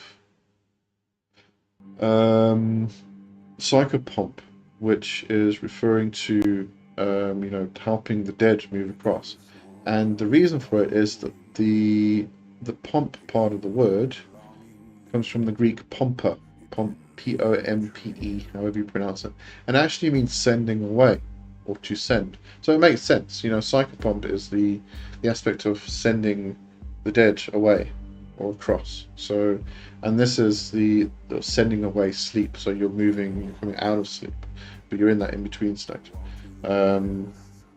So yeah, I had to go check that out because I love words actually. Yeah, so you might want to include that in your research as well, because it is a different experience going in or coming out. Yolandi. Oh, wait, I think we've done that. Hubris, at Matt, ask your demons to help the spell work. It's a great way to work with them and makes the spell work. Oh yes, absolutely. That's what I say, you know, if you're doing like a money bowl, and you're working with a money spirit, ask them to add their energy to the money bowl. I do spirit boxes where I kind of put petitions and stuff in and put the spirit's energy into the spirit box. Similar thing. But you can petition the gods and the goddesses and the spirits and the daemons and everything else to help you. They kind of add energy, add a bit of oomph to your working. Andrea, I shall have to go feed the vultures. See you soon. Have a good one. Thanks for joining, Andrea. Tip the Pompic, got it. Okay, good stuff. Hubris, just smoked myself out. Burning shit tons of rosemary, a little bit of myrrh. Eyes won't stop watering. Was going to use this for the ash offering to Nagal on Saturday, but for the ash offering. Okay. Yeah. Plenty of ventilation. Ventilation's an important thing. Actually, in regards to that, there is this question of when you are smoke cleansing a house, do you keep the windows closed or open? And my answer is keep them open because of this very reason. You're smoke cleansing. You're causing a lot of smoke to build up in one space. You need ventilation. Otherwise, it's very bad for your lungs, especially depending on what you're burning. Yeah, especially with myrrh. So open the windows. Okay, Yolandi at me. The Hatman has been seen by people while they are awake. It's difficult to explain, and where people hear it. Yeah, I mean, you've got a lot of folklore mythology around various what we call in folklore anyway, what we call the black man, and this often gets also equated with the black dog, and it's usually on the bridge. And when I say on the bridge, it's usually that passage between, or in the west, over the watery divide and things like that. And it's the black man or the black dog. Sometimes the black man with the black dog. Often you have to answer a riddle to get across the bridge and all of this stuff. So there's a lot of things to do with the black man in folklore, and quite often he wears a hat. And usually, because it's called the black man, he's usually a shadowy figure. So yeah, there is a lot of lore around that particular thing, and the black man, as in the sense of this shadow person, as an actual entity, you actually find it a lot in Zulu culture as well. I'm not sure if there's a hat. Possibly is. I mean, if you think of a bit further north into the Congo and things where they practice voodoo, then you've got a lot of Lua that tend to wear hats, brimmed hats, especially the Gedo. Papa Legba's often seen wearing a hat, top hat. So yeah, I mean, in terms of that, you probably will find a lot of the Hatman in lore. But I think in reference to, that's possibly where the imagery actually comes from, when someone is going through a state of panic and terror, and the chemicals are rushing through the body and causing the hallucination. that it may be that connection of why it actually ended up being a Hatman. I don't know. I don't really know. There's a whole load of stuff that needs to be explored there. Eunice, do you believe that drugs open you up somehow to spirit contact? They can do. They can also hinder it. Depends on the drugs, depends on the person, depends on the guide that you have taking you through that experience. Because I wouldn't. That's It's very difficult. I don't like to say, if you're going to go through, if you're going to use hallucinogenics and entheogens in your practice, it's better to have a guide who knows what they're doing, to help you through, and also to anchor you and bring you back if they need to. Otherwise, you can get lost. So yeah, it's a difficult one because different substances react differently to different people. And not just the person, but the body, the weight of the person, the body shape, their own health. How fast does their blood run through their system?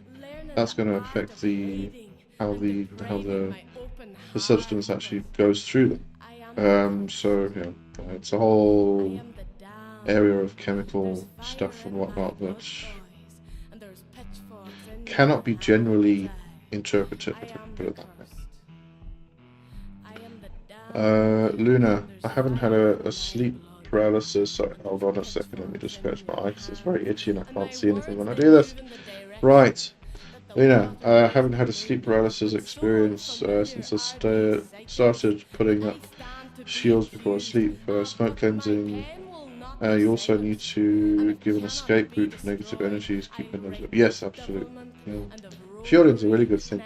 Actually, what I tend to do, if somebody's actually going through these experiences and they don't know what's going on and they ask me for help, the first thing I usually actually do is tell them to put 4 little, could be on little plates, doesn't have to be on the ground in case you've got carpets, but 4 little piles of salt in the corners of the room. And what tends to happen is if it's an astral parasite or a lower vibrational entity, it can't cross over the grid, and so the person tends to sleep really well that night. And then we know it's a parasitic entity, and we know what work to do and everything else. But if it does come across, then it's not a low vibrational entity, and therefore, oh, sorry, we're talking about paralysis itself. Actually, yeah, no, that's interesting. Sorry, I went completely off topic, on a different tangent there for a bit. But the fact that you do shielding and not have sleep paralysis, because sleep paralysis is a physiological thing. So that's interesting. Yeah.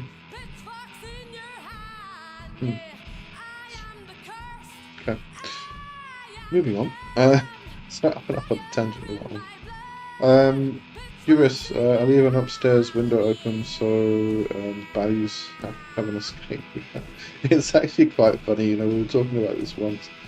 We kind of, when we do warding and protection stuff around the house, one of the main areas or entrances to ward is the front door. Might put a horseshoe above it to stop entrance of negative entities, or something across the threshold of the door or something like that. But it's always the front door, and then you might do warding on the windows and the back door and the side doors and put these entrances to the house. And we're talking about this one day and thinking, why? They can go through walls. They do not stop a solid brick wall. So why do we only focus on the actual openings? And it's I don't really know, actually. I mean, there's a whole aspect of threshold magic, that liminal in-between space that we can speak about. But yeah, I mean, if they want to get in, they're going to get in. If you ward your door and then your window, there's a space between that isn't warded, sort of thing. That's why I kind of put up a barrier just around the whole place. Much easier. But yeah, no, it's kind of a bit interesting to try and figure out why. Sappho usually induce sleep paralysis. It helps me astral project. A lot of people have said that. A lot of people say it doesn't, but I have heard a lot of people say that sleep paralysis actually does help project because they're in a between state and their physical body's paralyzed, but they're still mentally there. So you can actually focus on actually astrally moving out of your body. So, yeah. Yolanda had sleep paralysis once. It was horrible. I couldn't breathe, move, scream for help. It can be a very horrible thing. And this is why I say it's interesting, going into sleep is a terrifying experience. I haven't had it, so I'm going to say apparently, because I don't know myself. But moving out of sleep is not a terrifying experience for a lot of. I'm not going to say everybody, for a lot of people, as far as I know. I've had it, and it is the one time, maybe two times, that I have actually been able to move out of my body, because my physical body was paralyzed, and therefore I was able to roll over, type of thing. So it helped me with astral projection as well. But it's just interesting that there is a reason for it. I just can't remember why. Trying to love your Morpheus chair. It's also funny that you kind of offering the red pill or the blue pill to people new to this myself. You bring some red pills and blue pills. Yeah. I said, I don't know if you were there on Friday, and I said I'm going to start calling myself an armchair magician because I've got the armchair. I actually, the reason I brought this chair in. I've got two. Both in one's in the lounge now. But I brought it in because my freaking desk chairs kept breaking. I went through I think 3 chairs in 6 months. I was getting really annoyed. So I just brought this in because I couldn't afford to get a 3,000 rand chair or something like that. And I'm sticking with this. This is the best chair ever. I can actually sit here and not get a numb bum. So yeah.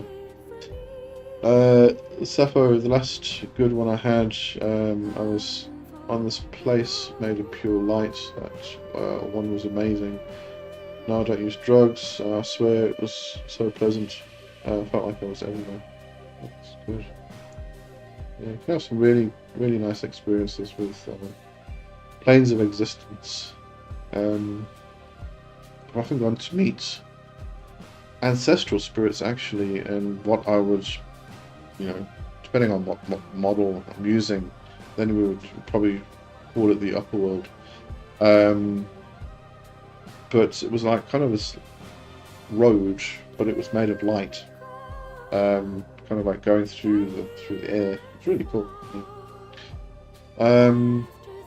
Luna, a few years ago, before I put up sleep shields, I woke to find a black figure at the foot of my bed, kind of Geiger, alien-looking, no face. I was paralyzed on my back and scared. Closed my eyes as I was so sleepy, opened my eyes and it had gotten closer. Eyes closed again, closer. It's kind of reminded me of the angel statues from Doctor Who. This happened about 5 times. At this point, I managed to twist onto my side. It was leaning right down, or down right over me. I managed to move my head with difficulty to see the clock. Realised I only had a couple of hours before I needed to get up, and I started to feel pissed off rather than scared. Shouted at it to fuck off, and it dissipated and went back to sleep. That's when I started putting up shield. Yeah, I mean, it's one way to deal with these spirits is to put your foot down and just say, look, I don't want you here right now. Go away. If you need to talk to me, come back another time, because now is not quite time. Just put your foot down. It's your space as well.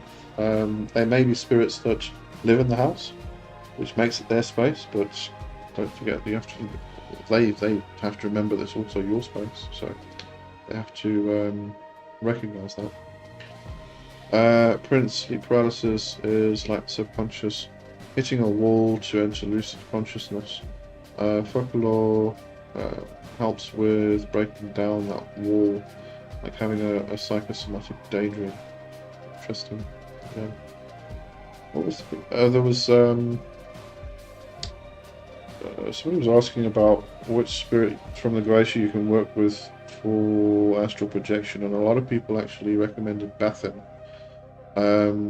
because of his relationship to travel, moving a person from one place to another quickly, which is, we kind of, the way it's worded is kind of like this idea of physically moving someone from one place, from one country to another, but it's actually in reference to astral projection. So Bathin is an interesting one to work with in that terms. Eunice, quality is so bad nowadays. Like my new bike I bought last year is now ready to throw away. Oh yeah, make things like they used to.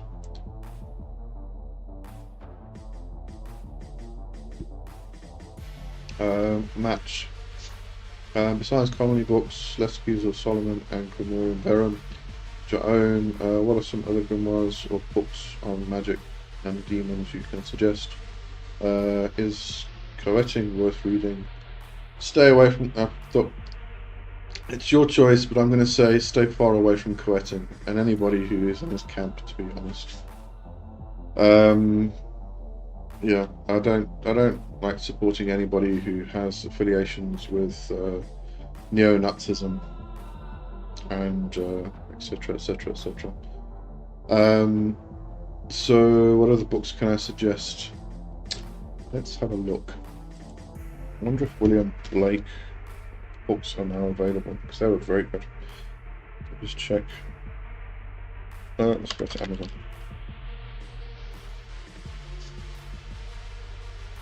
If you actually go through...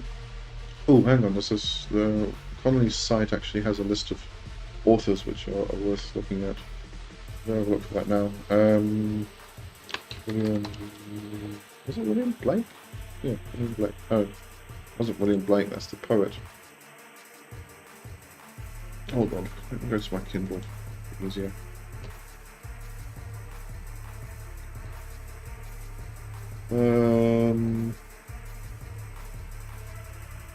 Of course, Jono is going to recommend Barden.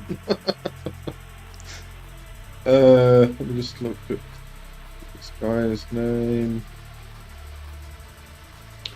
William Breyer. There we go. William Breyer. Let's see if his books are now available. They went off when I was stopped for a while. Out of print. Out of print.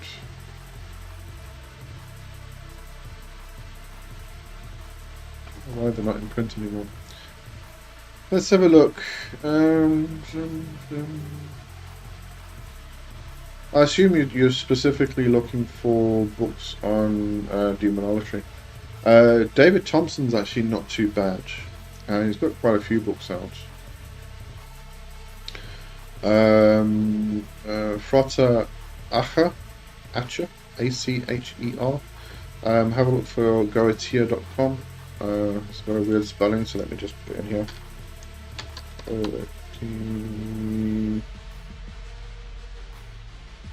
I had it somewhere.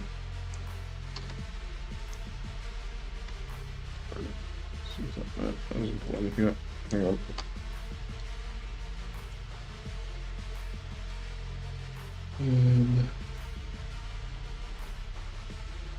He's got two sites. There's Theo Magica, which is his blog. Actually, let me just put that in as well. Put a link to that in. It's also very good. Where the hell's the Goetia website?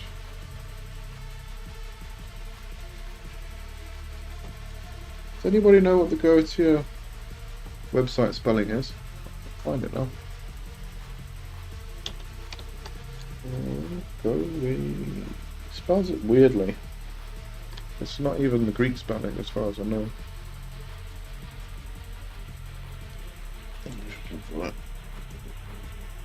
No, it's not. He's got an E in there somewhere. Oh, hang on, here it is. It's spelled. He spells it Goetia, which is where the confusion comes in. Hold on. I will link to both of his websites. That's just a blog, so it's the thing. Could have gotten the link from this website anyway. Okay, so his web design is, I don't know if he does it himself or get somebody else to do it, but it's fucking brilliant.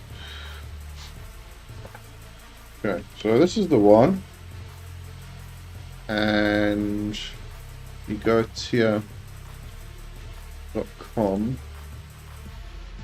Is this one? Ooh, lots of stuff going by in the chat here. Goetia. Yeah, Goetia is said to be the American pronunciation of when I'm sort of talking about the book, that's how I pronounce it, as Goetia. When I'm talking about the practice, it's Goetia. Hold on. Let me just go back here. Oh, we were talking about books for demons. So let's see if Matt actually, because I did ask a question. Okay, thanks. All right. So yeah, there's that.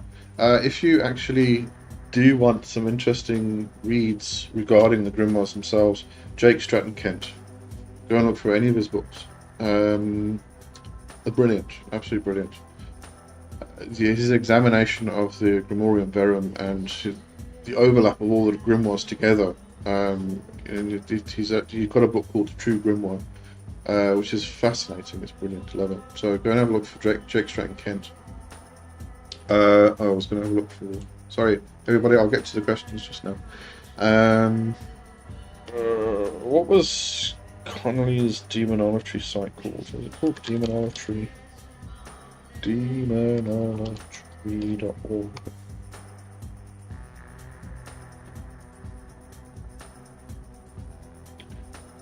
Yeah, but Fata Acha also does a lot of Goetia work, really, but it might not be exclusively aligned with like demonolatry. You might find that, for instance, he's written a book, Holy Daimon, which I did a review on some time back. Excellent book, brilliant book, but it's not exclusively about demonolatry. That was about the Holy Guardian Angel, and viewing it from different traditions and cultures. The PGM, the aspects within the PGM and things like that. I look for the page which has the authors. Here we go. Demonolatry authors, books, publishers. So there's Martin McGregor's moved over to Coetting's camp, so we'd actually take him out of the Celestis. Satanic anyway, theistic Satanism. William Breyer, can't get his book anymore. Oh, well, that's useless. Nobody else. Okay, sorry, that was a dead end. So, yes, those would be my recommendations anyway. Right, going back to the chat. Yolandi said, careful of shouting at a spirit. Spirits have attacked people when they were yelled at. Yeah, well, I don't know, isn't it? I don't think it's yelling at them or putting down your foot. It's that often happens when they are disrespected. But putting down your foot, setting your boundaries. That's what we're really talking about, is setting the boundaries. Any spirit has to respect that, as you kind of have to respect their boundaries, type of thing. So if you put your foot down and say, look, this is my personal space, you're freaking me out, you're making me uncomfortable, please piss off. It's something they have to respect. And if it's parasitic, they will just go away anyway. They should do. John and Matt, do you have a map to say about a lot and say goodbye?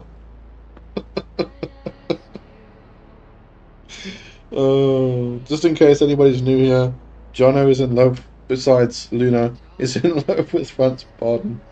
So yeah, he was going to hear Barden. He was going to bring up Barden. Yes, John, Franz Barden. Randy, oh no. Lost Jono to watch time.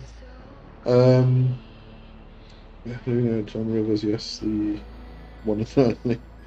Yolandi, whoops. You're the original Ding Dong Dash. Oh, they are. They just forgot about the dash part. Did I miss something? Not sure what that was in reference to. Anyway, carry on. Lunar Uncle, I was assured. I can assure you that John has written the books. I know, don't worry. John Rivers about the choice of music. Yeah, oh, you probably joined a bit later after I. It's it is if you scroll up the text, I did link to the playlist. It's Witchcore mix. It's pretty good. I'm enjoying it. First time I'm listening to it as well. John might enjoy the band Salem. Probably would, yeah. Alright, then we went through the Goetia, Goetia thing.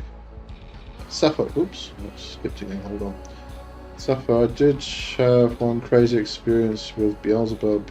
He did address me as witch, thank you very much. But he also said I don't keep my promises, so I've been trying to repair my relationship with him. Yeah, I think if you look at anybody in our modern Western society, we can say that I don't think anybody actually keeps their promises. Unless we are, we've kind of gotten to the point in our witchcraft practice that we kind of realize how important promises are. But prior to that, kind of get taught that the promise is just something you can break anyway. It doesn't really matter. But when you're a witch, when you're doing magic, you start to realize that a promise is an oath, and an oath is binding, and there's no way of getting out of these things.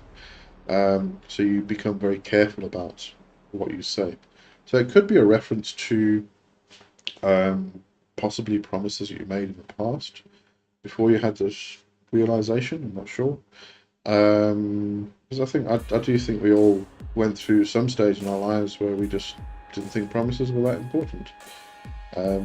Because it's normal Western society to think so. So, it's when it comes to spirits, promises and oaths and things become extremely important. So that's probably why it was mentioned. Prince, thank you for streaming and thank you for the insight into energy. Got to go watch a Minecraft stream. Okay, have fun. Hope you enjoy it. Hubris, Professor Acha is amazing. Can't say enough good stuff about him on the Glitch Bottle. I still need to listen to the Glitch Bottle podcast. I don't get time to listen to podcasts. Especially lately, because all I'm doing is recording and editing. Trying to make this bloody course of YouTube videos. So I've always got my headphones on listening to that stuff. Hubert, there we go. You see, you've got the spelling. Quick enough, though. John, again, the Ouroboros, that is a beautiful website. Oh, yeah, no, the designs, his photography as well. You must go and check out his photography. If you can find him on Facebook, he posts a lot of his photography on there. And he kind of goes into like wild places and on top of mountains and stuff and sets up these elaborate ritual spaces and offering spaces and stuff and takes these incredible freaking photos. It's amazing. It really is. I mean, I kind of poo-poo on the Insta witches that kind of like take pictures of their altars and post it on this Instagram and stuff, and kind of go, why are you doing that? It's not really real practice. But when it comes to his altar setups in these wild spaces, it's amazing. They really are. It's inspiring. Thanks, it's a pleasure. John, with the advent of AI, imagine if you upload all your Grimoire PDFs onto a GPT and asked it to reason, think, and merge. Oh, yeah. I can see that happening. You can actually use what's it called? It's on Google. There's a specific framework platform you can use. You can do that. You can actually upload a load of documents, PDFs, and stuff, and then what it'll do, it'll search through all of. It's more of a kind of a search and find thing. So it might not work that way. But yeah, no, try it. See what happens.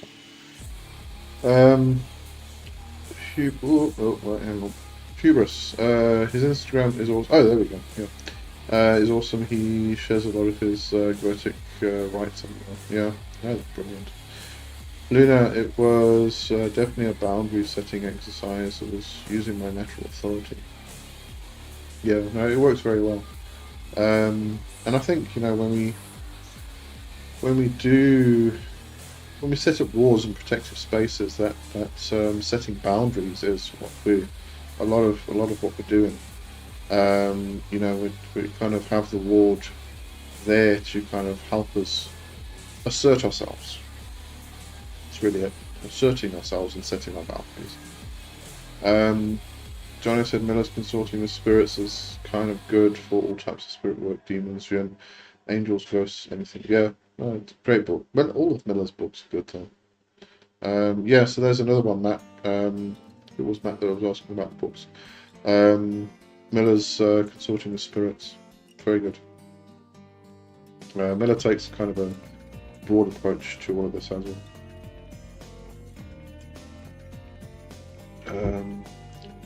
Kerry said hello to John.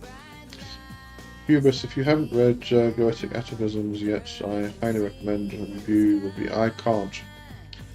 Tell you the truth, I cannot. And I'll tell you why. Let me just double check it was the same book that I'm thinking of.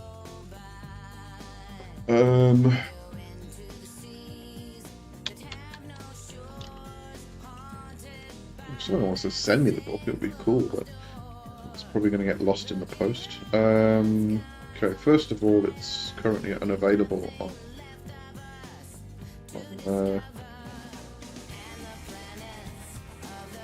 Amazon. Oh, yeah. I saw the price the other day, it was like $54, I think. I can't afford that for a book. But it's now currently unavailable, so that's even out of the window.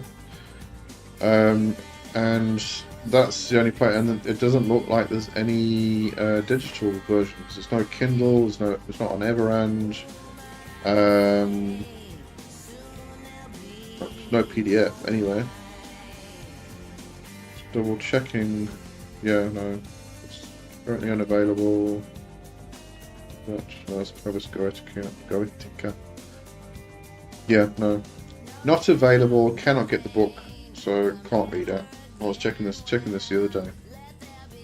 So I'm sorry about that. You're not going to get a review of that book anytime soon.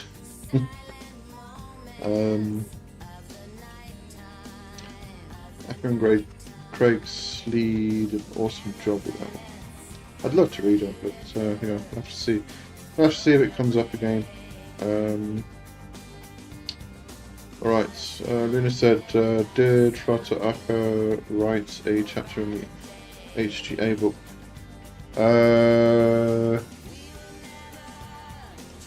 Let me just check. Hold on, I've got it over here somewhere. I think he did. I'll just double check.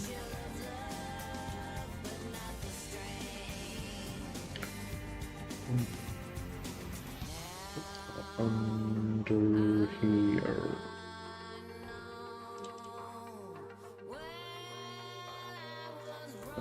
Sorry, diamond.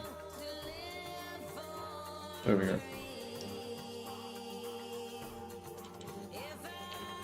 Please hold. Your answer will be. Your question will be answered shortly. Let's see. So the authors or the people who wrote in the book is, by the way, for anybody who's interested, The Holy Guardian Angel. That's its title. Subtitle: On the Practice and Experience of the Holy Guardian Angel, edited by Michael Ceccelli. No, sorry. Ceccelli. There you go. Something like that. Alright, so the authors in this are David Scriven, Jason Miller, Scott Michael Stenwick, Prata Rufus Opus, Aaron Leach, brilliant guy, Prata Asham Chasen, Derek Richards, Kevin Ablett, Kunjaman Ali, Mike Ceccelli, and MC. Oh, so no, not one of the authors in the book. Which is interesting.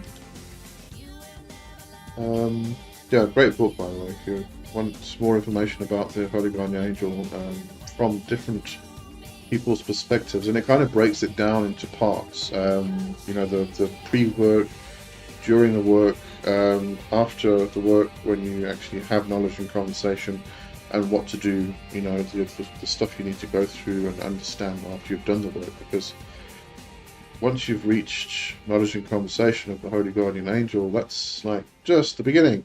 You've got years and years and years of work to do after that, and I think that's where people kind of get tripped up and don't realise. You know. Hubris, consulting with spirits is great. Jason Miller has a few audiobooks in Spotify. Ooh, if people are into that too, listen to them while I'm at work. Ooh. John, what book are you looking for? The Atavism. No, it's called the Goetic Atavisms, by Franz Acher and Craig Sleep. Yeah, it's just I can't find it anywhere, and it's not available anymore. It's gone. So if you have a physical copy of that book, hold on to it with dear life. It's probably going to be an absolute fortune quite soon. John, man, like some. John, was that the?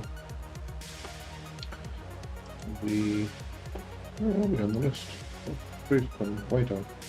There's a Stevie Nicks song before this one.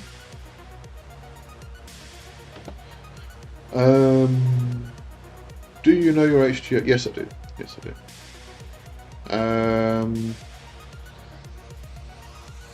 No, Jono. For anyone who wants a book they can't get it abroad, a stranger told me there's a website called Anna's Archive. I would never ever use it, but the stranger told me it helped them with their practice. Yeah, we kind of try to stay away from the copyright infringement stuff and the, you know, all that stuff. Sometimes it's unavoidable. As I said, I mean, you know, living in South Africa, yeah, we can get quite a few books. I mean, Amazon's here now as well, but it's not very good yet. And I found a load of Roger J. Horn books on. I'm wanting to get more of his books, and they're just, like, mostly unavailable here anyway. But you usually find some, but not always. That's why I've got a subscription to Everend, because a lot of the books I actually find on there, but not all of them, unfortunately. Luna, thank you. Lee was trying to place his name. I have a digital copy of the book, but I'm crap with finding stuff on my phone. If I had a physical copy on my shelf, I would have checked myself. No problem.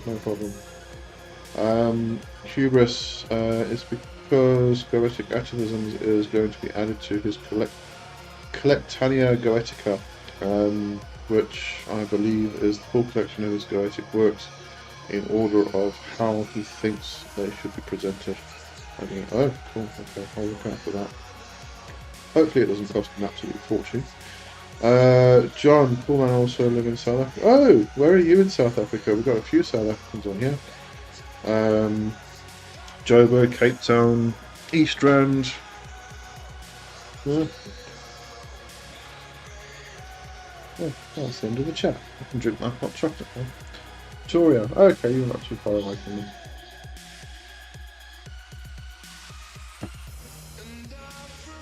I'm in Four Ways area. Oh.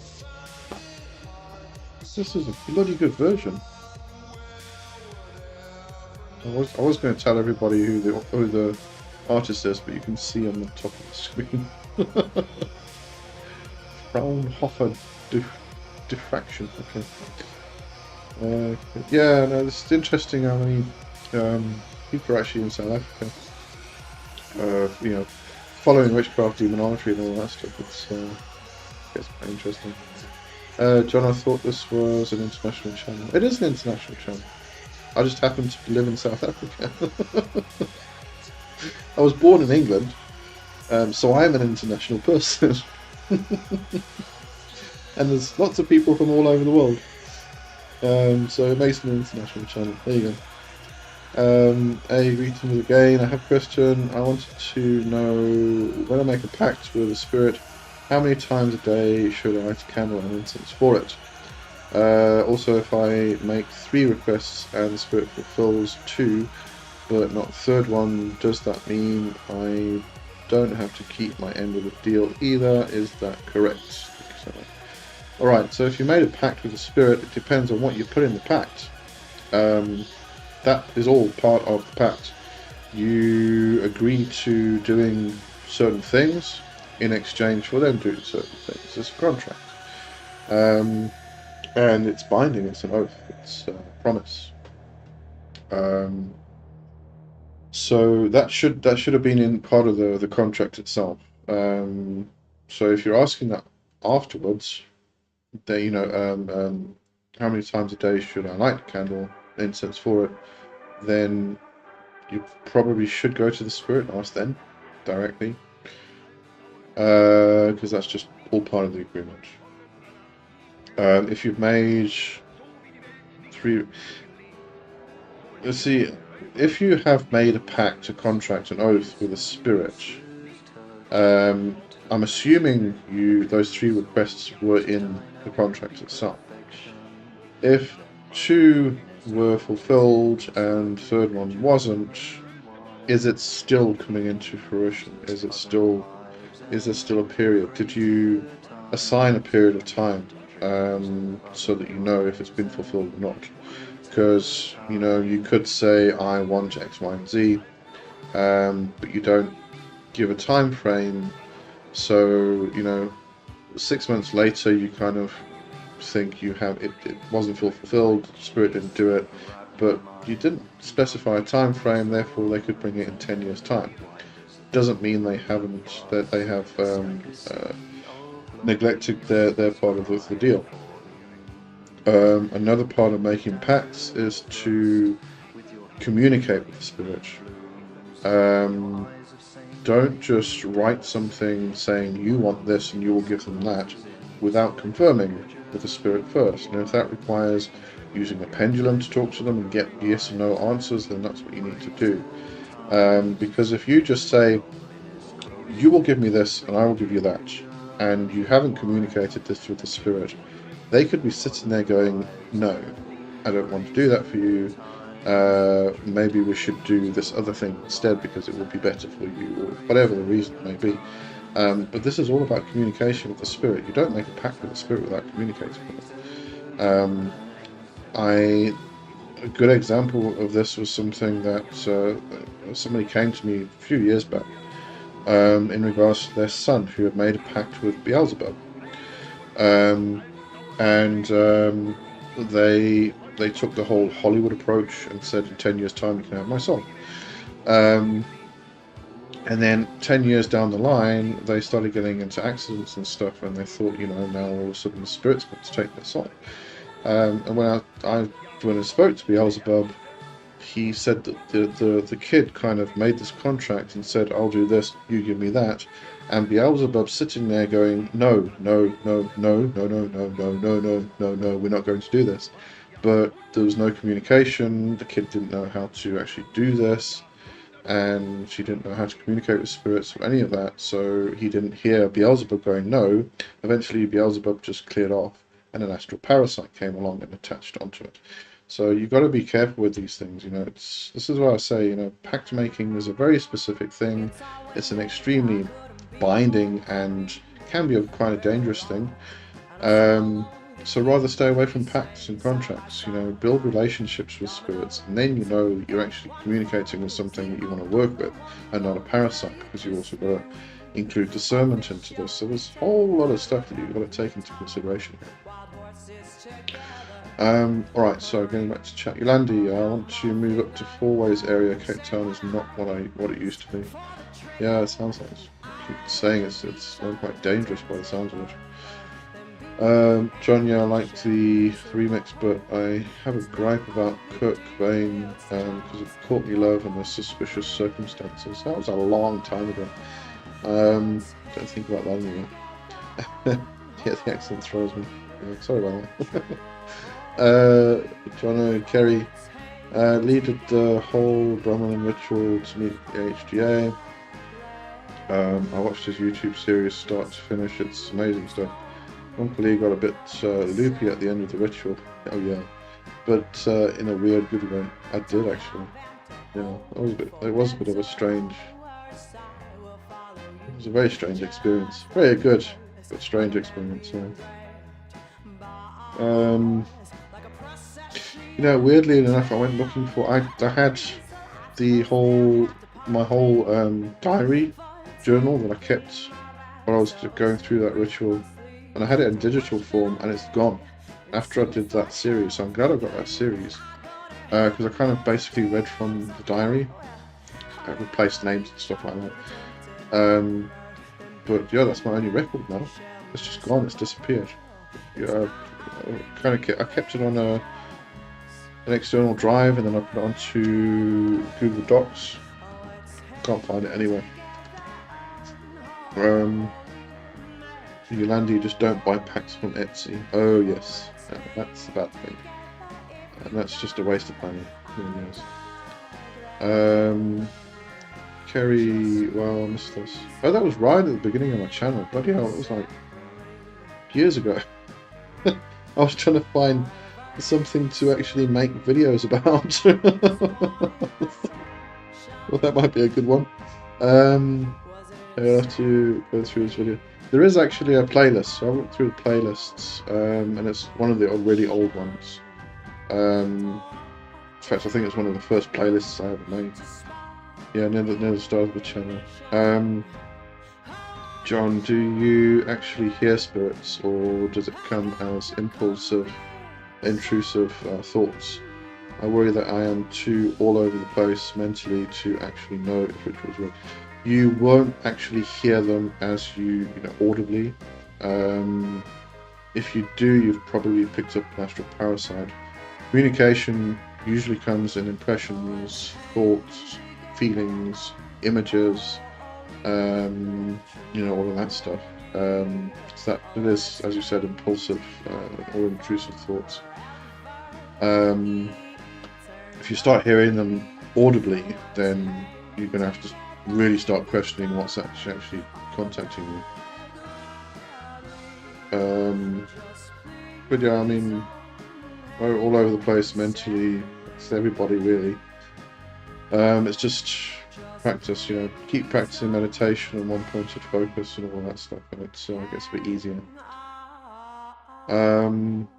Besides summoning a spirit for communication, how can I strengthen my psychic connection with my spirit I have a pact with? Is meditation the only way? It's probably the best way. You know, and as I said, when we're talking about meditation, it covers a whole lot of stuff. It's not about sitting down and being quiet. It is, but and more and more. So, you know, meditation can help to put you in a liminal state, into a trance state. You can then, from a liminal state or trance state, you can then move into, you can take journeys, you can move into other realms, and, you know, go and talk to the spirits directly, all that stuff. So, and also meditation helps to get the energy circulating properly in your body. In fact, I would include things like Qigong to actually get the energy moving about, breaking through, you know, blockages and things like that. And when the energy is moving through your body, it starts to awaken psychic senses, because now you're starting to break through those barriers and things like that. And when we're talking about the sight development of the psychic senses and stuff, it's not just about, you know, awakening one chakra. It's about awakening the entire being, you know, get it all working together. So, you know, meditation is a really good place to do that. Alright. Google user, Jono, thanks. I will watch as I am curious about HGA experiences. Read that book as well. It's absolutely, yeah, I'd love that book. I wish I had that book when I did my ritual. I actually did it twice. Second time was successful, the first time I failed miserably. Oh, and everybody asked the question: did you stick to the Book of Abramelin and make the hut with the roof and the window in the eastern direction, all that stuff? No, I didn't. I had to kind of fudge things here and there because we're not living in the same times as they were. Can't go and live, buy a house out in the country and stop working for 18 months and all that stuff. So you have to adjust where you can. I have a long-term pact with a Jewish demon, specifically for breaking spells cast against me. However, sometimes it doesn't fulfill all my requests, and in those cases I don't complete its offerings either. A Jewish Ifrit. Well, an Ifrit is Arabic. That's a jinn. And not an easy one to work with. So I would make pact with an Ifrit. That's to say the truth. So I'd step very carefully there. John. Now I wish something would. Oh, talking to you audibly. You don't want that to happen. Then you're dealing with something you don't want to have around you, type of thing. General problem is: am I building a reputation with an entity or crafting an imaginary friend and imagining what I want, seeing what I want, i.e., pareidolia? Is it possible that this is what doubt is? Oh, this is definitely doubt, and it's a very healthy thing. This is called skepticism, and skepticism extremely healthy. The question you have to actually be asking is, does it work? If it's an imaginary friend and you are creating whatever it is in your mind, or is it an actual entity, doesn't matter. Does it work? That's the question you need to be asking. Because sure, if you think you're working with an actual entity, but you're actually creating a servitor or a thought form, which is going out and doing what you want it to do, you're still accomplishing your task, and that's the main thing. If you do want to make sure that you're working with an entity and not a thought form, divination. Come back to your divination. Check, ask the questions, and get the answers. I think a lot of people forget to do their divination. It's incredibly important. It doesn't matter what you're doing. Even if you're going to do a spell working, you should be doing divination to find out if you should be doing that working. And it might be that the timing is wrong. You should be doing it at a different time, or you shouldn't be doing it at all. And if you can do it. If you get the go ahead from your divination, find out if all the elements are right, if the time is right. Do your divination. Make sure you're doing your divination. Andrea Vulture's fed. Still need to get Alistair into the kitchen. Still working on that spell, are you? John, overthinking, but for me it's like a door you can't close, you can't unknow stuff. Yeah, no, I mean that's natural, that's normal. But the overthinking again is a normal process that we all go through. But again, if you are practicing meditation, just a simple meditation where you are sitting quietly, and it might not be the case of trying to stop your thoughts and quiet your mind and stuff like that, but just sitting quietly over a long period of time, you'll start to notice a difference. You may not be overthinking as much. The difficulty there is it is a long period of time, and it's not like going from one day to the next day and also you notice the difference. Long period of time, it's progressive, and you don't usually notice changes and the improvements and things like that, but it does make improvements. What was the title of the HGA book? Let me just go. Should I send you the Amazon link it's on there.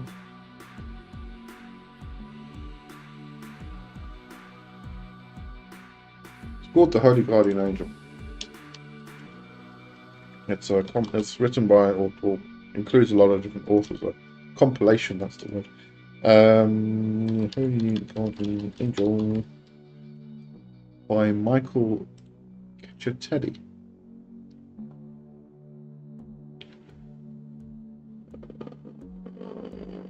It's out of print.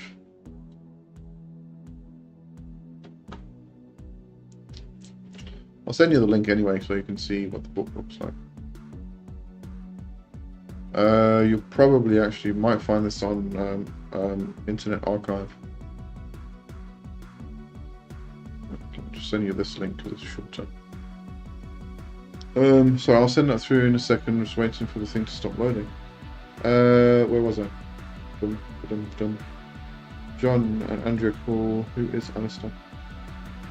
I'm sure Andrea has replied. There we go. Hold on. Let me send you a link.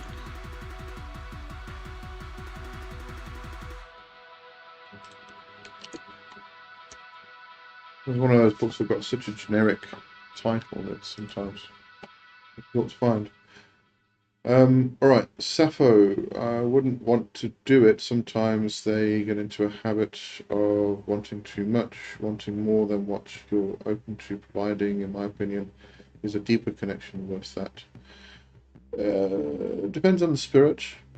I mean, in this particular regard and this particular relationship, I mean, I would aim this towards the ancestors, familiars,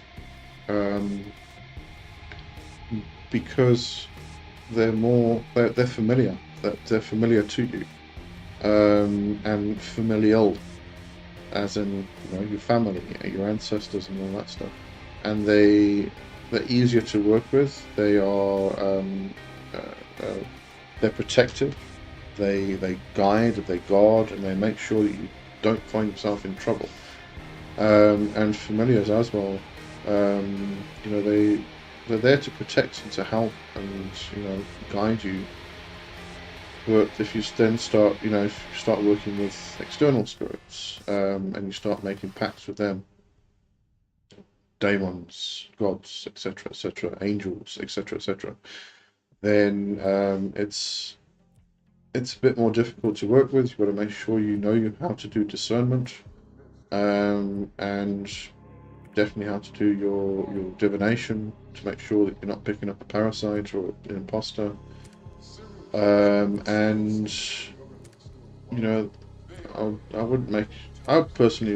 have in the past, years back.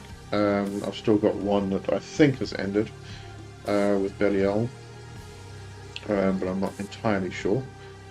But that's taken years to actually come to fruition. But I wouldn't make pacts again. I'd build relationships rather, and in relationships you kind of, there's no promises made. It's just offerings made, and through those offerings, a bond is created, and through that bond, you can sometimes go and ask for things, and sometimes the response will be no. I'm not going to do that for you. That's fine. But it's about building relationships rather than bonding yourself to something that for years and years and years. If it's a constant, if it's working with a spirit for lots of years, ancestors and familiars, I will stick with those.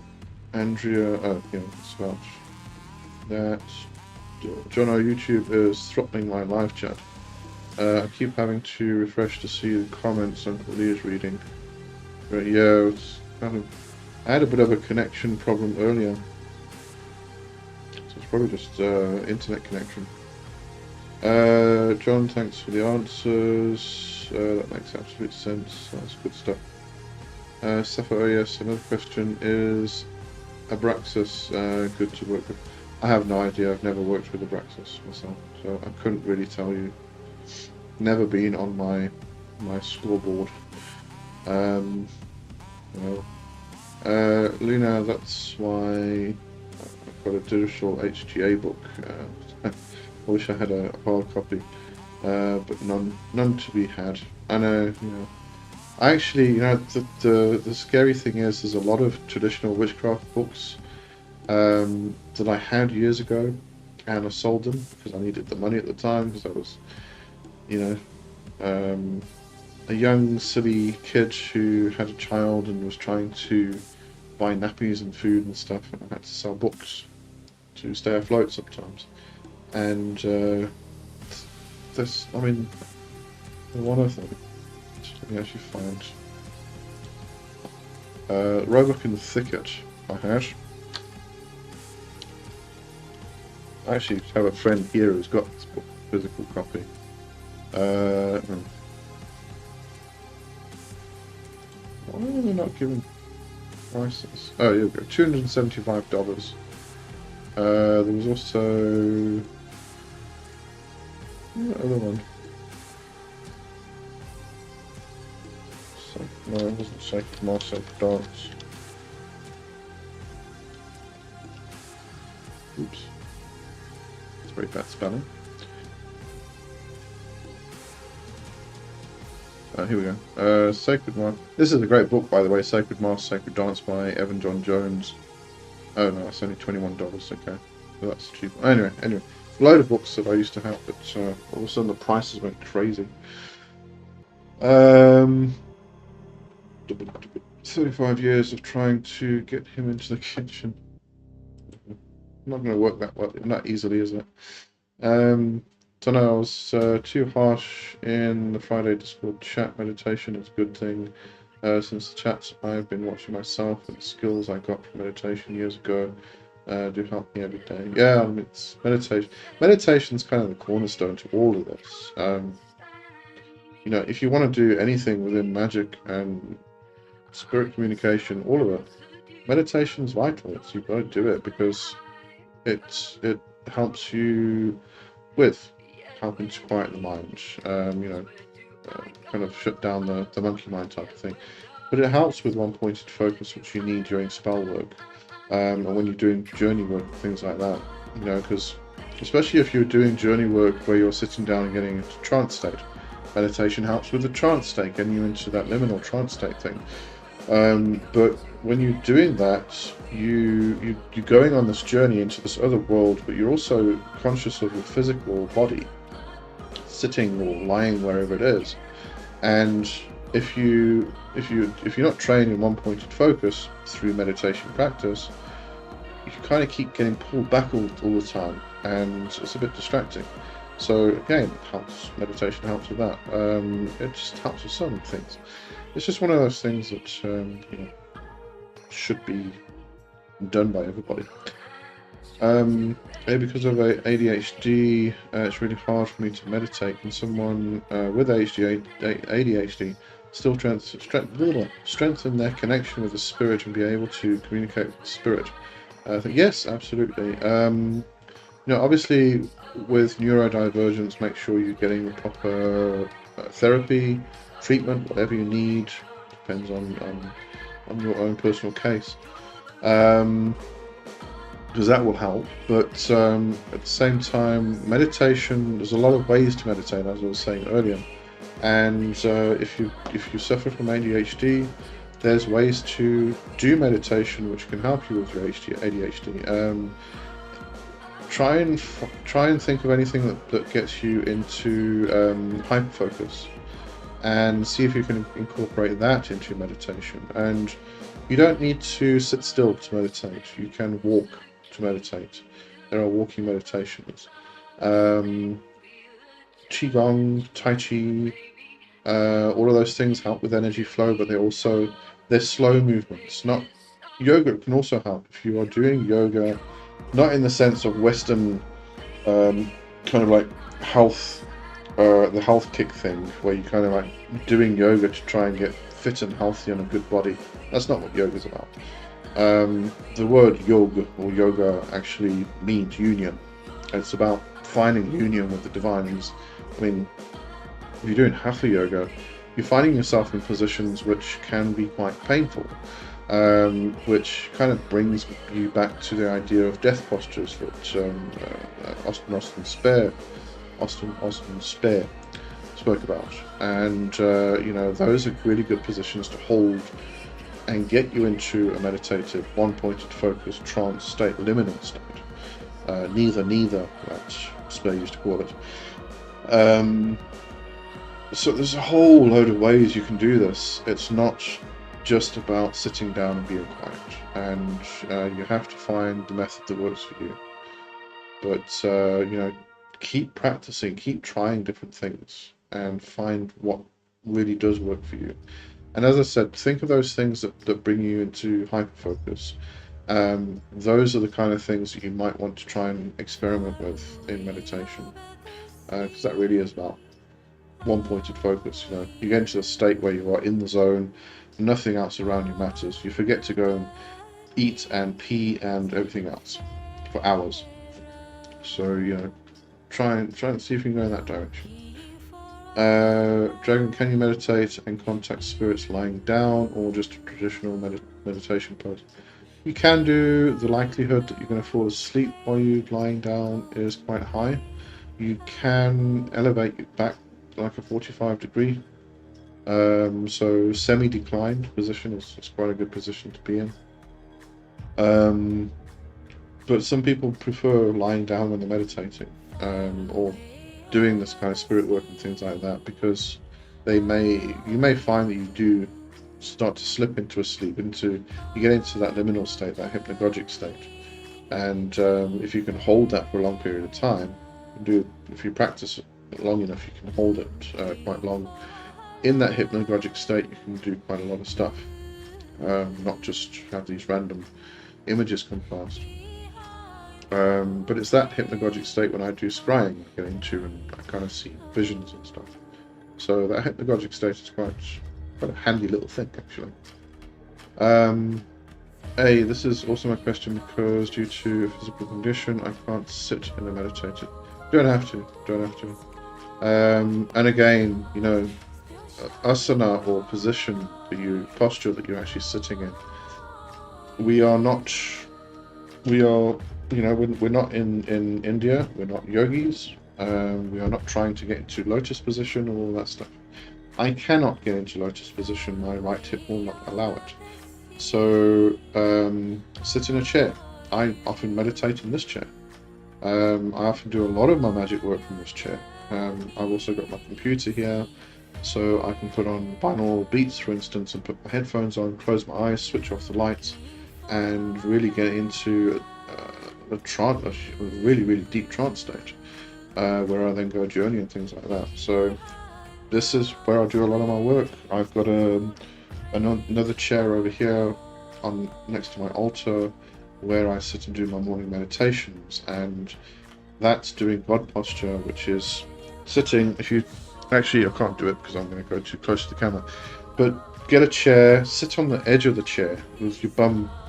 Let's see, that's the edge of the chair, that's the back of the chair, your bum's over here, okay? So you're sitting on the edge of the chair, and then bring your legs or your knees as close together as you can get them. You might find if you're a penis person, if you have a penis and testicles, it's a bit difficult sometimes, but try and bring your knees as close as possible, and then put your hands on your thighs, and then your back up straight. Keep your back up straight. That's a posture. You might not be able to do that because you've got to try and keep your back up straight without any back support. So you might not be able to do that, but that's what I do in the morning, okay? Otherwise it's this. As I said, you can, if you are confined to your bed, then you can get into a semi-inclined position, 45 degree position. Excellent for doing meditation, journey work. In fact, there's some, it was a particular Buddhist dream yoga practice I was reading about. They actually suggest getting into a semi-inclined position and doing astral projection from that position. So yes, I mean, as I said, there's loads and loads of different ways you can do meditation and different positions, So I've lost my place. Hold on, Yolandi. I find it interesting to rewatch shows like Charmed now that I've turned away from Christianity and become pagan. I didn't realize how it was written from a Christian point of view. Oh yeah, yeah. No, you kind of see all the things, and if you watch them again and again, because you've learnt more and more, it kind of see more and more. You know, Supernatural was a big one. That's so tied in with the Christian worldview. It's insane. Luna, meditation, yes. I have ADHD too.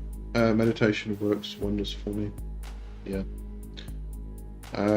John, when I drive, I get in the zone, like this meditation you are mentioning. Absolutely. If you're driving the same route backwards and forwards, day in, day out, you're going to zone out. You're going to get into the zone, and you're going to, you know, I was saying the other day that when I used to.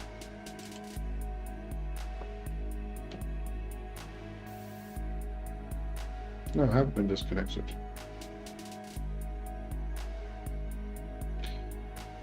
I swear, the software and YouTube cannot communicate properly. Okay, I think I'm still here. Oh, I was buffering. Okay, sorry about that. I got a big red notice at the bottom of my screen. You have been disconnected. Oh, definitely lost my place. Hold on.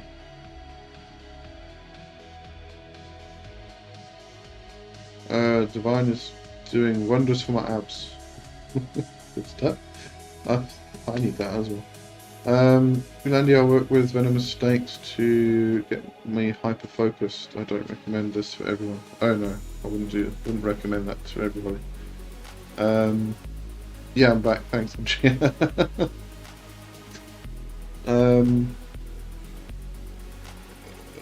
What up? Oh no, Luna, I know it's was you pressing the heart button in the live chat when I said meditation is a good thing. Stop meditating again, you went, yay! Andrea meditates standing peeling spuds. We were saying this the other day, you know, every time we talk about meditation and getting into hyper focus, Andrea talks about peeling potatoes. I think it's, I always use this as a perfect example when I'm talking to people about this. I always say, I know this person who actually gets into a trance state while peeling potatoes. Ring out Jono, no, not me. This last bunch of hearts, etc. was me. Just because you prompted me with meditation. Thank you so much for the answers. It's an absolute. Andrea, cooking is great. You're right. Put a lot of affection into making food. I can do it for hours. Yeah, cooking is amazing meditation.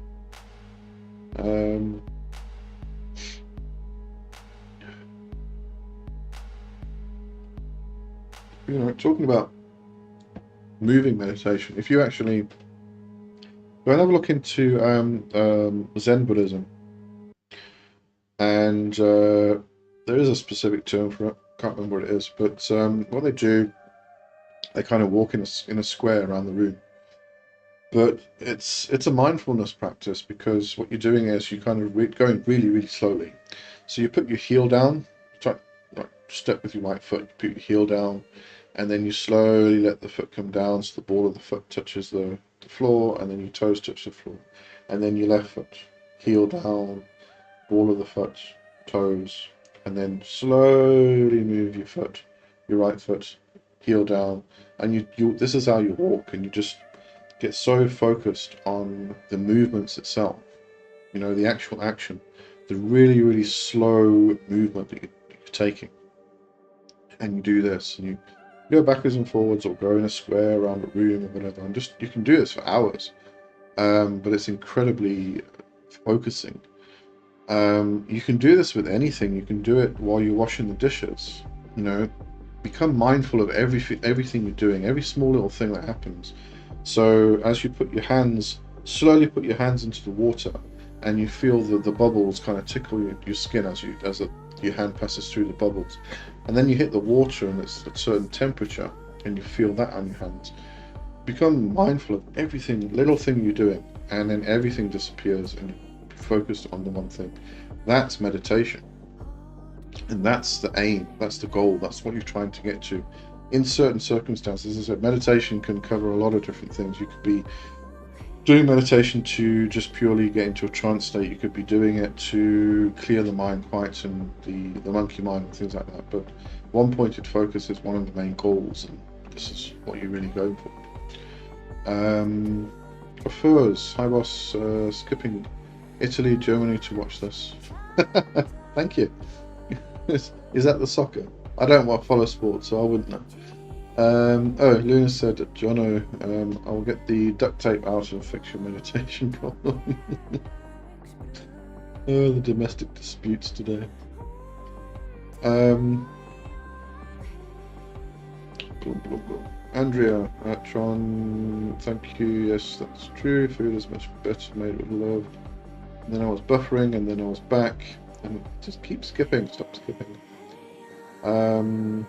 If I was watch this, and your third eye will open. Watch what? I don't know what we're watching. Andrea, Luna, Andrea, I've got to do the potatoes now. I'm going to skip peeling them, and with pretense that the skins will make my veggies more healthy. John, yeah, but you won't get the meditation practice in then, so you've got to peel the potatoes. John, I don't even make jokes about myself being bad luck anymore. There's New Age manifestation, which is make a good point. It's not you, right? Kerry, what does the HGA do for a person? Guides them through life, puts them on the path they're supposed to be on in life. We all have. Brolieth Lima talked about the true will. It's your vocation in life, the thing you're supposed to be doing.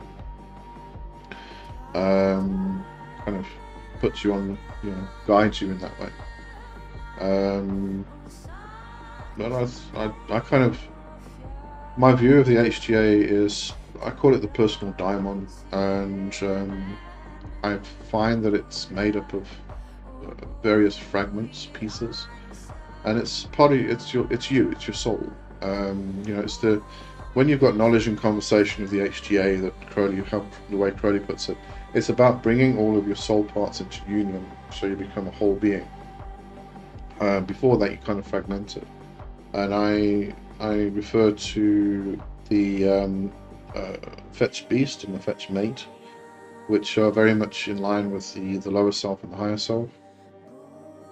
And then when you bring those parts into union, then it creates this personal daimon. But I mean, even then you've got different aspects of the soul. I believe that we have a serpentine or dragon aspect, which is kind of relates to Kundalini. It's the the energy that flows through our body, but also flows through the land and mixes and combines with the red serpent of the land and all these things.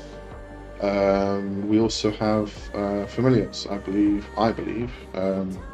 This is where I kind of went through, and this was part of Abramelin as well. You get your 4 familiars. So I believe we have 4 familiars. Some people work with 1, some people work with more than 1. But I just believe that we've got 4. So you've got all these different fragments and parts of the soul that you kind of bring together and you bring into union, and it's the sacred marriage, and that's really what it's about. So, although we talk about the HGA guiding us, because of all these different parts, I think it's, once our soul is in union, it's about everything in life. And if we're following our path the way we're supposed to be, then things tend to click into place a lot easier.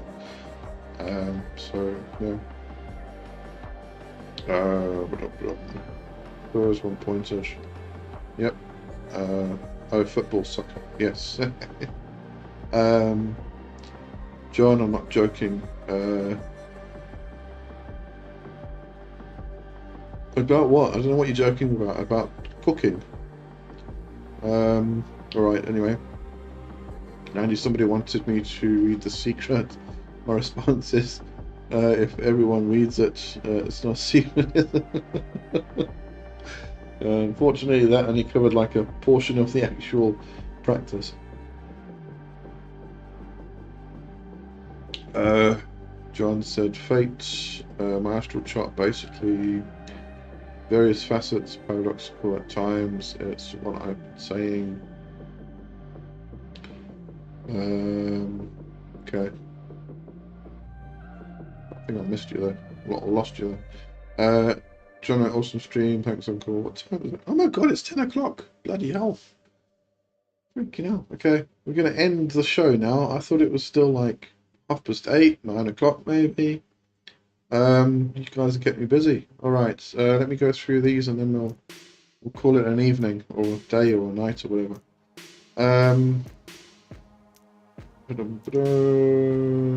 That's why we do magic. We can change our luck as well as growth spiritually.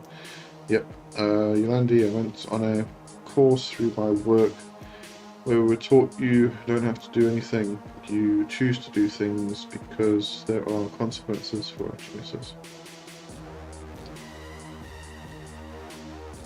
Consequences part sounds a bit iffy. But yeah. Kerry, thank you, Lee. It's a pleasure. First, there are CIA programs about astral projections. They don't speak of it in public.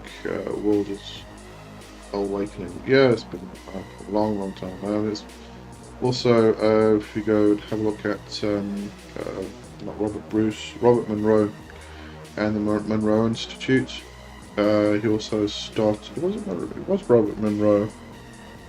He did the Gateway project, which was a whole series of tapes that he did to help with astral projection, and the CIA kind of took it over and trained their people to for